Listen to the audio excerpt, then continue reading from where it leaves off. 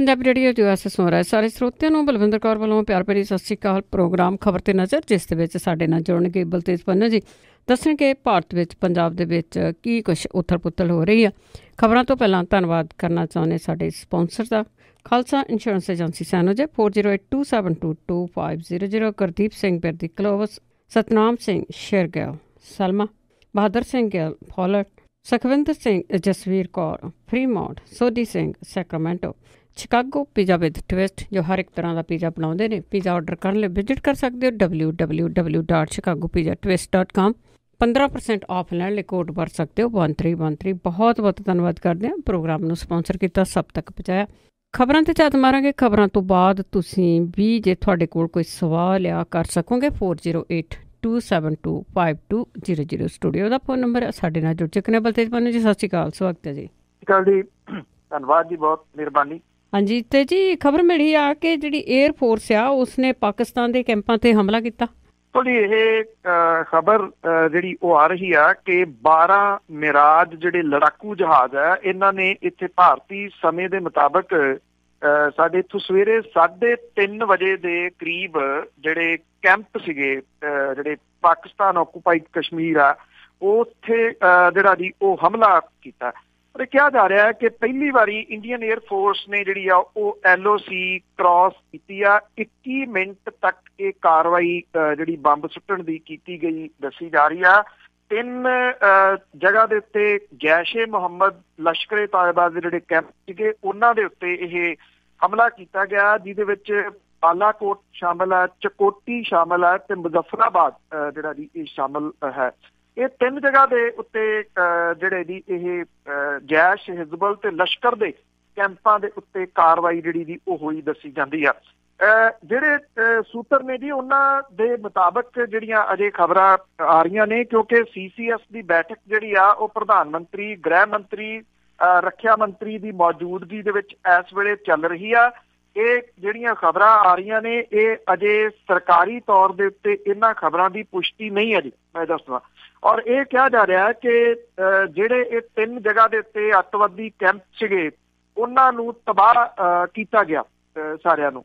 ਔਰ ਇਹ ਵੱਡੀ ਕਾਰਵਾਈ ਜਿਹੜੀ ਉਹ ਕਹੀ ਜਾ ਸਕਦੀ ਆ ਫੌਜ ਦੀ, ਔਰ ਪਹਿਲੀ ਵਾਰੀ ਕਿਉਂਕਿ ਇਹਦੇ ਵਿੱਚ ਇੰਡੀਅਨ 에ਅਰ ਫੋਰਸ ਜਿਹੜੀ ਆ ਜੀ ਉਹ ਸ਼ਾਮਲ ਹੋਈ ਆ। ਜੇ ਆਪਾਂ ਪਾਕਿਸਤਾਨ ਵਾਲੀ ਸਾਈਡ ਤੋਂ ਜਿਹੜੀ ਦੀ ਉਹ ਗੱਲ ਕਰੀਏ, ਕਿਉਂਕਿ ਕੁਐਸਚਨ ਮਾਰਕ ਜਿਹੜੇ ਆ ਜੀ ਉਹ ਪੁਸ਼ਟੀ ਦੇ ਉੱਤੇ ਲੱਗਣ ਲੱਗ ਜਾਂਦੇ ਆ। ਸੋ ਪਾਕਿਸਤਾਨ ਦੀ ਤਰਫ ਤੋਂ ਜਿਹੜੇ ਕੁਝ ਟਵੀਟ ਨੇ ਉਹਨਾਂ ਦੇ ਹਵਾਲੇ ਦੇ ਨਾਲ ਇਹ ਕਿਹਾ ਜਾ ਰਿਹਾ ਕਿ ਜਿਹੜੇ ਭਾਰਤੀ 에ਅਰ ਫੋਰਸ ਦੇ ਜਹਾਜ਼ ਸੀਗੇ ਉਹਨਾਂ ਨੇ LOC ਕ੍ਰਾਸ ਕੀਤੀ ਆ, ਉਹਨਾਂ ਨੂੰ ਵੰਗਾਰਿਆ ਗਿਆ ਤੇ ਉਹ ਜਿਹੜਾ ਜੀ ਇਸ ਏਰੀਏ ਦੇ ਵਿੱਚੋਂ ਨਿਕਲ ਗਏ। ਇਹਨੂੰ ਇੱਕ ਕਿਸਮ ਦੇ ਨਾਲ ਜਿਹੜੀ ਹੈ ਜੀ ਉਹ ਪੁਸ਼ਟੀ ਮੰਨਿਆ ਜਾ ਰਿਹਾ ਕਿ ਜਿਹੜੇ ਇੰਡੀਅਨ 에ਅਰ ਫੋਰਸ ਦੇ ਜਹਾਜ਼ ਸੀਗੇ ਉਹਨਾਂ ਨੇ 12 ਦੇ ਕਰੀਬ ਜਿਹੜੇ ਮਿਰਾਜ ਸੀਗੇ ਉਹਨਾਂ ਨੇ ਇਹ ਕਾਰਵਾਈ ਕੀਤੀ। ਔਰ ਇਹ ਤਕਰੀਬਨ ਦੱਸਿਆ ਜਾ ਰਿਹਾ ਜੀ ਕਿ 3:42-43 ਮਿੰਟ ਤੋਂ ਸ਼ੁਰੂ ਹੋ ਕੇ 4:05 ਜਾਂ 6 ਮਿੰਟ ਤੱਕ ਜਿਹੜੀ ਹੈ ਜੀ ਇਹ ਕਾਰਵਾਈ ਕੀਤੀ ਗਈ ਆ, ਜਿਹਦੇ ਵਿੱਚ 1000 ਕਿਲੋ ਬੰਬ ਜਿਹੜੇ ਜੀ ਉਹ ਦੱਸਿਆ ਗਿਆ ਕਿ ਇਹਨਾਂ ਅੱਤਵਾਦੀ ਕੈਂਪਾਂ ਦੇ ਉੱਤੇ ਸੁੱਟੇ ਗਏ ਆ। ਜਿਹੜੇ ਪਾਕਿਸਤਾਨੀ ਚੈਨਲ ਆ ਉਹਨਾਂ ਦੇ ਵਿੱਚ ਜਿਹੜੀ ਡਿਬੇਟ ਚੱਲ ਰਹੀ ਆ, ਉਹ ਇਹ ਗੱਲ ਜਿਹੜੀ ਇਹਦੇ ਵਿੱਚ ਕਹਿ ਰਹੇ ਆ ਕਿ ਜੇ ਇਹਦੇ ਵਿੱਚ ਆਮ ਲੋਕਾਂ ਦਾ ਨੁਕਸਾਨ ਨਹੀਂ ਹੋਇਆ ਤਾਂ ਪਾਕਿਸਤਾਨ ਨੂੰ ਜਿਹੜਾ ਇੰਟਰਨੈਸ਼ਨਲ ਪੱਧਰ ਦੇ ਉੱਤੇ ਭਾਰਤ ਦੇ ਖਿਲਾਫ ਜਿਹੜੀ ਜੀ ਉਹ ਆਵਾਜ਼ ਉਠਾਉਣੀ ਚਾਹੀਦੀ ਆ, ਭਾਵ ਕਿ ਰਿਐਕਟ ਜਿਹੜਾ ਜੀ ਉਹ ਨਹੀਂ ਕਰਨਾ ਚਾਹੀਦਾ।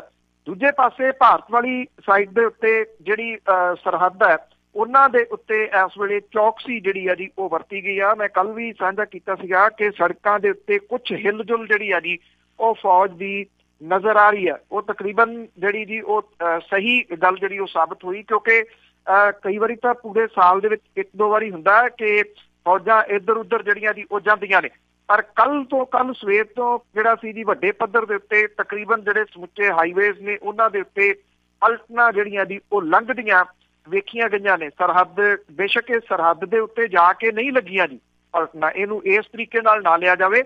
ਇੰਨਾ ਜ਼ਰੂਰ ਹੈ ਕਿ ਅਦਲਾ ਬਦਲੀ ਜਿਹੜੀ ਹੈ ਜੀ ਉਹ ਹੋਈ ਆ, ਪਰ ਸਰਕਾਰੀ ਤੌਰ ਦੇ ਉੱਤੇ ਮੈਂ ਫੇਰ ਕਹਿੰਦਾ ਕਿ ਇਹਦੀ ਪੁਸ਼ਟੀ ਅਜੇ ਨਹੀਂ ਕੀਤੀ ਗਈ। ਇਹ ਕਿਹਾ ਜਾ ਰਿਹਾ ਹੈ ਕਿ ਅਗਲੇ ਕੁਝ ਮਿੰਟ ਤੋਂ ਬਾਅਦ ਸਰਕਾਰੀ ਤੌਰ ਦੇ ਉੱਤੇ ਇਹਦੀ ਪੁਸ਼ਟੀ ਕੀਤੀ ਜਾਊਗੀ ਔਰ ਐਗਜ਼ੈਕਟਲੀ ਜੋ ਸਰਕਾਰ ਦੀ ਤਰਫੋਂ ਆਉਂਦਾ ਡਿਊਰਿੰਗ ਆਪਣੇ ਪ੍ਰੋਗਰਾਮ ਦੇ ਕੁਝ ਨਾ ਕੁਝ ਜਿਹੜਾ ਜੀ ਉਹ ਆ ਜਾਣਾ, ਉਹ ਤੁਹਾਡੇ ਨਾਲ ਮੈਂ ਅੱਗੇ ਚੱਲ ਕੇ ਜਿਹੜਾ ਜੀ ਉਹ ਸਾਂਝਾ ਕਰ ਦੂੰਗਾ। ਇਹ ਸੂਤਰਾਂ ਦੇ ਹਵਾਲੇ ਦੇ ਨਾਲ ਅਜੇ ਸਾਰੀ ਜਿਹੜੀ ਖਬਰ ਚੱਲ ਰਹੀ ਆ, ਇੰਡੀਅਨ 에ਅਰ ਫੋਰਸ ਨੇ 3 ਅੱਤਵਾਦੀ ਕੈਂਪ ਜਿਹੜੇ ਸੀਗੇ ਇਹਨਾਂ ਨੂੰ ਤਬਾਹ ਕੀਤਾ ਤੜਕਸਾਰ।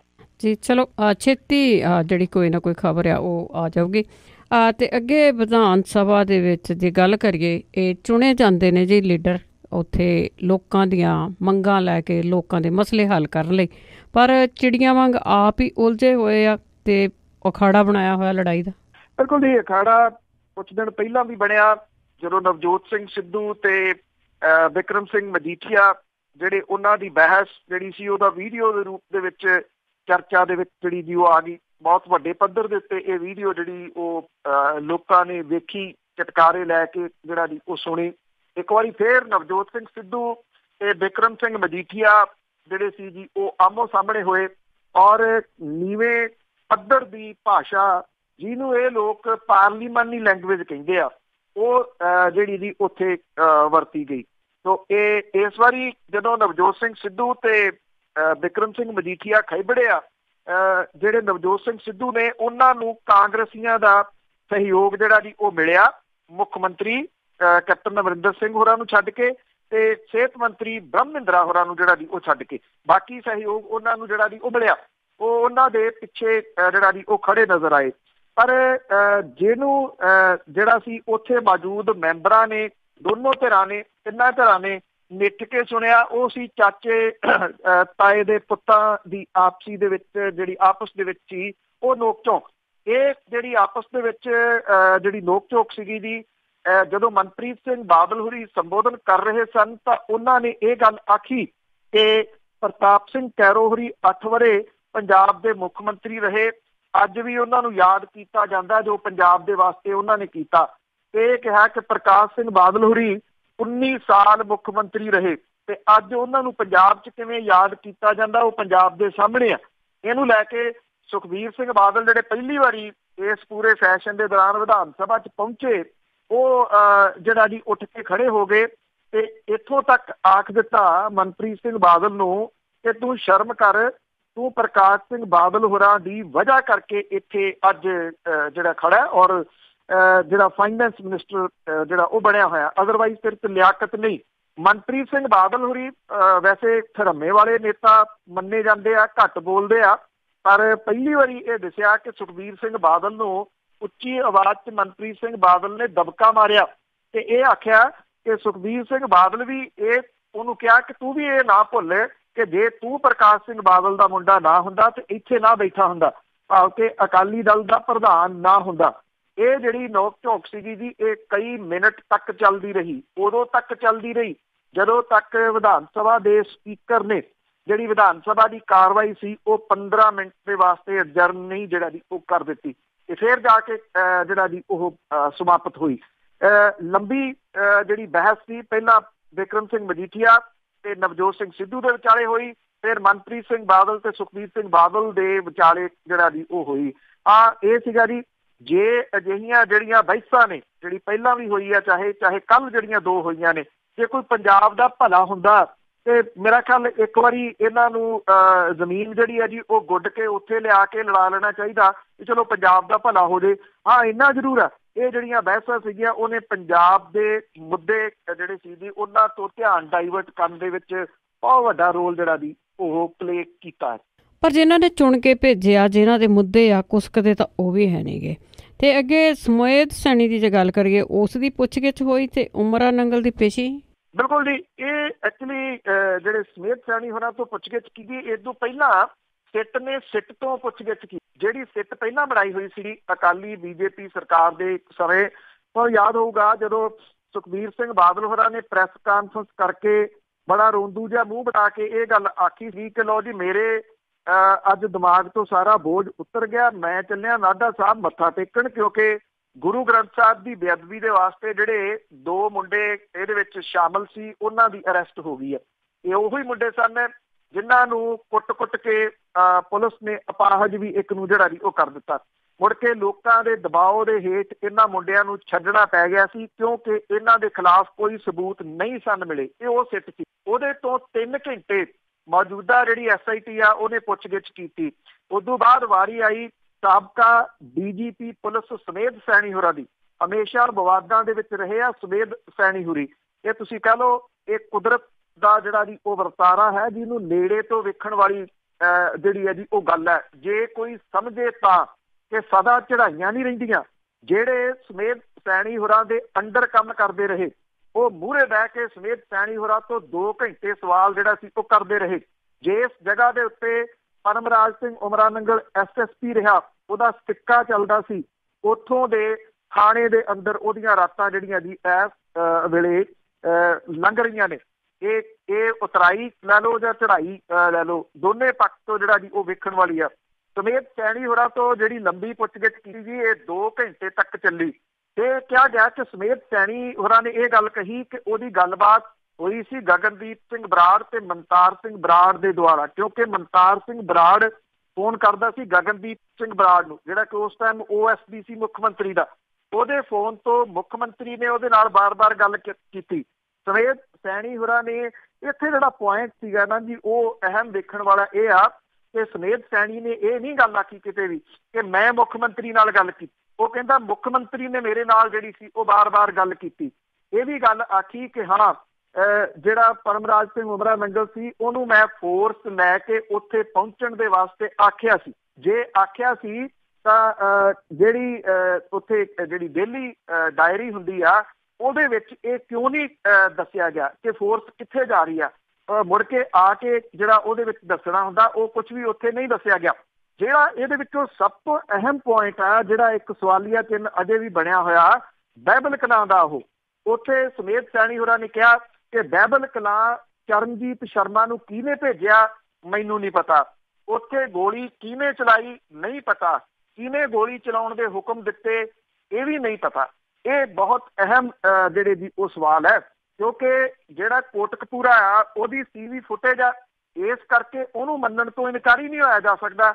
ਬਾਈਬਲ ਕਲਾਂ ਕਿਉਂਕਿ CV ਫੁਟੇਜ ਨਹੀਂ ਹੈਗੀ, ਇਸ ਕਰਕੇ ਉਹ ਜਿਹੜਾ ਮਾਮਲਾ ਜੀ ਉਹ ਪੇਚੀਦਾ ਬਣਿਆ ਹੋਇਆ। ਔਰ ਖਾਸ ਤੌਰ ਦੇ ਉੱਤੇ ਜਦੋਂ SIT ਇੱਥੋਂ ਤੱਕ ਪਹੁੰਚ ਗਈ ਆ ਕਿ ਜਿਹੜੀ ਪੁਲਿਸ ਦੀ ਜਿਪਸੀ ਸੀ ਉਹਨੂੰ ਜਿਹੜੇ ਮੌਜੂਦਾ ਪ੍ਰਧਾਨ ਹੈ ਅਕਾਲੀ ਦਲ ਦੇ ਉਹਦੇ ਇੱਕ ਖਾਸ ਵਿਅਕਤੀ ਦੀ ਰਾਈਫਲ ਲੈ ਕੇ ਉਹਦੇ ਉੱਤੇ ਗੋਲੀਆਂ ਜਿਹੜੀਆਂ ਦੀ ਉਹ ਮਾਰੀਆਂ ਗਈਆਂ ਸੀਗੀਆਂ। ਇਹ ਦਰਸਾਉਣ ਦੇ ਵਾਸਤੇ ਕਿ ਲੋਕਾਂ ਨੇ ਪੁਲਿਸ ਤੇ ਹਮਲਾ ਕੀਤਾ ਤੇ ਆਪਣੀ ਸੈਲਫ ਪ੍ਰੋਟੈਕਸ਼ਨ ਦੇ ਵਾਸਤੇ ਪੁਲਿਸ ਨੇ ਗੋਲੀਆਂ ਚਲਾਈਆਂ। ਸੁਮੇਧ ਸੈਣੀ ਹੋਰਾਂ ਨੇ ਇੱਕ ਗੱਲ ਹੋਰ ਜਿਹੜੀ ਜ਼ੋਰ ਦੇ ਕੇ ਬਾਰ-ਬਾਰ ਆਖੀ ਕਿ ਉਹ ਸ਼ਾਂਤਮਈ ਧਰਨਾ ਨਹੀਂ ਸੀ, ਉਹਦੇ ਵਿੱਚ ਸ਼ਰਾਰਤੀ ਅੰਸਰ ਵੜ ਗਏ ਸੀ, ਉਹਨਾਂ ਦੇ ਕੋਲੇ ਤਿੱਖੇ ਹਥਿਆਰ ਸੀਗੇ ਜੀ। ਇਹ ਗੱਲਾਂ ਜਿਹੜੀਆਂ ਜੀ ਸੁਮੇਧ ਸੈਣੀ ਹੋਰਾਂ ਨੇ ਜਿਹੜੀਆਂ ਉਹ ਆਖੀਆਂ। ਪਰ ਇੱਕ ਜਿਹੜਾ ਐਫੀਡੇਵਿਟ ਉਹਨਾਂ ਨੇ ਦਿੱਤਾ ਹੋਇਆ ਸਾਬਕਾ ਜਸਟਿਸ ਰਣਜੀਤ ਸਿੰਘ ਹੋਰਾਂ ਨੂੰ, ਉਹਦੇ ਵਿੱਚ ਉਹਨਾਂ ਨੇ ਇਹ ਗੱਲ ਆਖੀ ਸੀ ਕਿ ਉੱਪਰੋਂ ਆਏ ਹੁਕਮਾਂ ਦੇ ਮੁਤਾਬਕ ਮੈਂ ਕਾਰਵਾਈ ਕੀਤੀ ਸੀ। ਜੇ ਇਹਨੂੰ ਤੁਸੀਂ ਥੋੜਾ ਟੈਕਨੀਕਲੀ ਦੇਖੋ ਉਹਦੇ ਜਿਹੜਾ ਜੀ ਉਹ ਜਵਾਬ ਨੂੰ, ਤਾਂ ਇਹ ਉਹਦੇ ਨਾਲ ਜਿਹੜੀ ਜੀ ਉਹ ਕੜੀ ਜੁੜਦੀ ਆ ਕਿ ਮੁੱਖ ਮੰਤਰੀ ਨੇ ਉਦੋਂ ਦੇ ਮੁੱਖ ਮੰਤਰੀ ਨੇ ਮੇਰੇ ਨਾਲ ਬਾਰ-ਬਾਰ ਗੱਲ ਕੀਤੀ। ਉਹ ਕਿਤੇ ਨਹੀਂ ਕਹਿੰਦਾ ਕਿ ਮੈਂ ਮੁੱਖ ਮੰਤਰੀ ਦੇ ਨਾਲ ਗੱਲਬਾਤ ਕੀਤੀ ਜੀ। ਪਰ ਦੇਖੋ ਬਣਦਾ ਕੀ ਹੈਗਾ ਆ। ਅੱਗੇ ਉਮਰਾ ਨੰਗਲ ਦੀ ਜੇ ਦੁਬਾਰਾ ਗੱਲ ਕਰੀਏ ਤੇ ਫਰਜ਼ੀ ਮੁਕਾਬਲੇ ਦੇ ਵਿੱਚ ਘਿਰਿਆ। ਬਿਲਕੁਲ ਜੀ। ਇੱਕ ਤਾਂ ਮੈਂ ਉਹਦੇ ਵਿੱਚੋਂ ਥੋੜਾ ਜਿਹੜਾ ਜੀ ਉਹ ਛੱਡ ਗਿਆ ਕਿ ਅੱਜ ਜਿਹੜੇ ਪਰਮਰਾਜ ਉਮਰਾ ਨੰਗਲ ਆ ਉਹਦਾ ਰਿਮਾਂਡ ਜਿਹੜਾ ਉਹ ਸਮਾਪਤ ਹੋ ਰਿਹਾ ਔਰ ਫਰੀਦਕੋਟ ਦੀ ਅਦਾਲਤ ਦੇ ਵਿੱਚ ਪੇਸ਼ ਕੀਤਾ ਜਾਊਗਾ। ਸੁਮੇਧ ਸਿੰਘ ਸੈਣੀ ਤੋਂ ਪੁੱਛਗਿੱਛ ਕੀਤੀ ਗਈ ਪੁੱਛਗਿੱਛ ਆ, ਇਹ ਰਿਮਾਂਡ ਖਤਮ ਹੋਣ ਤੋਂ ਪਹਿਲਾਂ ਕੀਤੀ ਗਈ ਪੁੱਛਗਿੱਛ ਜਿਹੜੀ ਉਹ ਬੜੀ ਅਹਿਮ ਹੈ ਕਿਉਂਕਿ SIT ਨੇ ਜਿਹੜੇ ਸੁਮੇਧ ਸੈਣੀ ਤੋਂ ਪੁੱਛਗਿੱਛ ਕਰਕੇ ਰਾਤ ਜਿਹੜੀ ਵੀ ਉਹ ਫੇਰ ਪੁੱਛਗਿੱਛ ਕੀਤੀ ਹੋਊਗੀ ਪਰਮਰਾਜ ਸਿੰਘ ਉਮਰਾ ਨੰਗਲ ਨੂੰ। ਅੱਜ ਉਹਨੂੰ ਅਦਾਲਤ ਦੇ ਵਿੱਚ ਪੇਸ਼ ਕੀਤਾ ਜਾਊਗਾ। ਅਜੇ ਨਹੀਂ ਪਤਾ ਕਿ ਕੀ ਬਣਦਾ, ਪਰ ਅੱਗੋਂ ਰਿਮਾਂਡ ਮਿਲਣ ਦੇ ਚਾਂਸ ਘੱਟ ਹੈ ਕਿਉਂਕਿ ਦੂਜੀ ਵਾਰੀ ਰਿਮਾਂਡ ਜਿਹੜਾ ਜੀ ਉਹ ਮਿਲ ਗਿਆ ਸੀਗਾ। ਬਾਕੀ ਇਹ ਡਿਪੈਂਡ ਕਰਦਾ SIT ਜਿਹੜੀ ਆ ਉਹ ਸੁਮੇਧ ਸੈਣੀ ਤੇ ਪਹਿਲੀ SIT ਤੋਂ ਕੀਤੀ ਪੁੱਛਗਿੱਛ ਦੇ ਵਿੱਚ ਕੁਝ ਹੋਰ ਹਵਾਲੇ ਨਵੇਂ ਲੈ ਆਉਂਦੀ ਆ ਤੇ ਇਹ ਦੂਜੀ ਗੱਲ ਹੈ। ਚਰਚਾ ਦੇ ਵਿੱਚ ਹਮੇਸ਼ਾ ਰਹੇ ਪਰਮਰਾਜ ਸਿੰਘ ਉਮਰਾ ਨੰਗਲ ਜਿਹੜੇ ਆ ਜੀ, ਇਹਨੂੰ 10 ਦਿਨ ਪਹਿਲਾਂ ਗ੍ਰਿਫਤਾਰ ਕੀਤਾ ਗਿਆ ਸੀਗਾ ਪੰਜਾਬ ਪੁਲਿਸ ਦੇ IG ਨੂੰ। ਉਹ ਹੁਣ 1994 ਦੇ ਵਿੱਚ ਹੋਏ ਇੱਕ ਫਰਜ਼ੀ ਮੁਕਾਬਲੇ ਦੇ ਕੇਸ ਦੇ ਵਿੱਚ ਵੀ ਫਸਦਾ ਨਜ਼ਰ ਆ ਰਿਹਾ ਜੀ। ਪੀੜਤ ਸੁਖਪਾਲ ਸਿੰਘ ਜਿਹੜਾ ਸੀਗਾ ਉਹਦੀ ਪਤਨੀ ਦਲਵੀਰ ਕੌਰ ਨੇ ਪੰਜਾਬ ਹਰਿਆਣਾ ਹਾਈ ਕੋਰਟ ਦੇ ਵਿੱਚ ਹਲਫਨਾਮਾ ਦਾਖਲ ਕਰਕੇ ਕਥਿਤ ਫਰਜ਼ੀ ਮੁਕਾਬਲੇ ਦੀ CBI ਤੋਂ ਜਾਂਚ ਕਰਾਉਣ ਦੀ ਮੰਗ ਫੇਰ ਦੁਹਰਾਈ ਆ। ਉਹਨੇ ਦੋਸ਼ ਲਾਇਆ ਕਿ ਸਰਕਾਰ ਉਮਰਾ ਨੰਗਲ ਨੂੰ ਬਚਾਉਣ ਦੀਆਂ ਕੋਸ਼ਿਸ਼ਾਂ ਕਰਦੀ ਰਹੀ ਆ। ਆਪਣੇ ਵਕੀਲ ਦੇ ਰਾਹੀਂ ਦਾਇਰ ਹਲਫਨਾਮੇ ਦੇ ਵਿੱਚ ਦਲਬੀਰ ਕੌਰ ਨੇ ਕਿਹਾ ਕਿ ਪਨਮਰਾਜ ਸਿੰਘ ਉਮਰਾ ਨੰਗਲ ਅਹੁਦੇ ਤੇ ਤਾਕਤ ਦੀ ਦੁਰਵਰਤੋਂ ਕਰਦਾ ਰਿਹਾ। ਫਰਜ਼ੀ ਮੁਕਾਬਲੇ ਦੇ ਮਾਮਲੇ ਦੇ ਵਿੱਚ ਸੂਬਾ ਸਰਕਾਰ ਵੀ ਉਹਨੂੰ ਸਬੂਤ ਨਸ਼ਟ ਕਰਨ ਲਈ ਵਾਧੂ ਸਮਾਂ ਦਿੰਦੀ ਰਹੀ ਹੈ। ਦਲਬੀਰ ਕੌਰ ਜਿਹੜੀ ਹੈ ਜੀ, ਉਹਨੇ ਉਮਰਾ ਨੰਗਲ ਦੇ ਖਿਲਾਫ ਜਾਂਚ ਦੇ ਅਧੀਨ ਆਉਂਦੇ ਅਧਿਕਾਰੀ ਦੇ ਵੱਲੋਂ ਜਿਹੜੀ ਕੀਤੀ। ਕਾਲਾ ਅਫਗਾਨਾ ਦੇ ਪਿੰਡ ਦੀ ਦਲਬੀਰ ਕੌਰ ਤੇ ਉਹਦੇ ਸਹੁਰੇ ਜਗੀਰ ਸਿੰਘ ਨੇ 2013 ਦੇ ਵਿੱਚ ਪਟੀਸ਼ਨ ਦਾਖਲ ਕਰਕੇ ਕਿਹਾ ਸੀਗਾ ਕਿ ਫਰਜ਼ੀ ਮੁਕਾਬਲੇ ਦੇ ਵਿੱਚ ਉਹਦੇ ਪਤੀ ਸੁਖਪਾਲ ਸਿੰਘ ਨੂੰ ਮਾਰ ਦਿੱਤਾ ਗਿਆ। ਇਹ ਘਟਨਾ 13 ਅਗਸਤ 1994 ਦੀ ਆ, ਜਦੋਂ ਪੁਲਿਸ ਉਹਨੂੰ ਘਰੋਂ ਚੁੱਕ ਕੇ ਲੈ ਗਈ। ਕੁਝ ਅਖਬਾਰਾਂ ਦੇ ਵਿੱਚ ਖਬਰ ਜਿਹੜੀ ਦੀ ਉਦੋਂ ਲੱਗੀ ਕਿ ਰੋਪੜ ਜ਼ਿਲ੍ਹੇ 'ਚ ਮੁਕਾਬਲੇ ਦੇ ਦੌਰਾਨ ਦਹਿਸ਼ਤਗਰਦ ਗੁਰਨਾਮ ਸਿੰਘ ਬੰਡਾਲਾ ਮਾਰ ਮੁਕਾਇਆ ਗਿਆ, ਔਰ ਪਟੀਸ਼ਨਰਾਂ ਨੂੰ ਬਾਅਦ 'ਚ ਪਤਾ ਲੱਗਿਆ ਕਿ ਮਾਰਿਆ ਗਿਆ ਵਿਅਕਤੀ ਬੰਡਾਲਾ ਨਹੀਂ ਸਗੋਂ ਸੁਖਪਾਲ ਸਿੰਘ ਸੀਗਾ। ਹੁਣ ਹਾਈ ਕੋਰਟ ਨੇ ਇਹਦੇ ਉੱਤੇ ਜਿਹੜੀ ਸੁਣਵਾਈ ਆ ਉਹ 1 ਮਾਰਚ ਦੀ ਰੱਖੀ ਆ। ਦੇਖਦੇ ਆ ਉਸ ਦਿਨ ਹਾਈ ਕੋਰਟ ਦਾ ਕੀ ਰੁਖ ਜਿਹੜਾ ਜੀ ਉਹ ਰਹਿੰਦਾ, ਕਿਉਂਕਿ ਇਹਦੇ ਡਰ ਕਰਕੇ ਜੀ ਕੋਈ ਮੂਹਰੇ ਨਹੀਂ ਸੀ ਆਉਂਦਾ ਪਹਿਲਾਂ। ਹੁਣ ਇਹ ਜਿਹੜੀ ਔਰਤ ਹੈ ਜੀ ਸੁਖਪਾਲ ਕੌਰ, ਉਹਨੇ ਦਲੇਰੀ ਕੀਤੀ ਆ, ਸਾਹਮਣੇ ਆਈ। ਦਲਬੀਰ ਕੌਰ, ਮਾਫ ਕਰਨਾ ਜੀ। ਹੋਰ ਵੀ ਲੋਕਾਂ ਨੂੰ ਮੂਹਰੇ ਆਉਣਾ ਚਾਹੀਦਾ, ਬਹੁਤ ਸਾਰੇ ਲੋਕਾਂ ਨਾਲ ਇਸ ਤਰ੍ਹਾਂ ਹੋਇਆ ਹੈ। ਤੇ ਅੱਗੇ ਆਪਾਂ ਕਾਂਗਰਸੀ ਮੰਤਰੀ ਦੀ ਇੱਕ ਵੀਡੀਓ ਵਾਇਰਲ ਹੋਈ ਆ ਜੀ, ਤੇ ਉਸਨੇ ਕਾਂਗਰਸੀਆਂ ਨੂੰ ਬੜਾ ਵਕਤ ਪਾਇਆ। ਬਿਲਕੁਲ ਜੀ, ਐਕਚੁਅਲੀ ਇਹ ਕੋਈ ਪਹਿਲੇ ਕਾਂਗਰਸੀ ਦੀ ਵੀਡੀਓ ਵਾਇਰਲ ਨਹੀਂ, ਤੇ ਕਮ ਸੇ ਕਮ ਜਿਹੜਾ ਭਾਰਤ ਭੂਸ਼ਣ ਆਸ਼ੂ ਹੈ ਉਹਦੀ ਵੀ ਇਹ ਕੋਈ ਪਹਿਲੀ ਜਿਹੜੀ ਦੀ ਵਾਇਰਲ ਨਹੀਂ ਗਈ। ਪਹਿਲਾਂ ਉਹਦੀ ਇੱਕ ਵੀਡੀਓ ਵਾਇਰਲ ਹੋਈ ਸੀ, ਇਹ ਆਡੀਓ ਆ।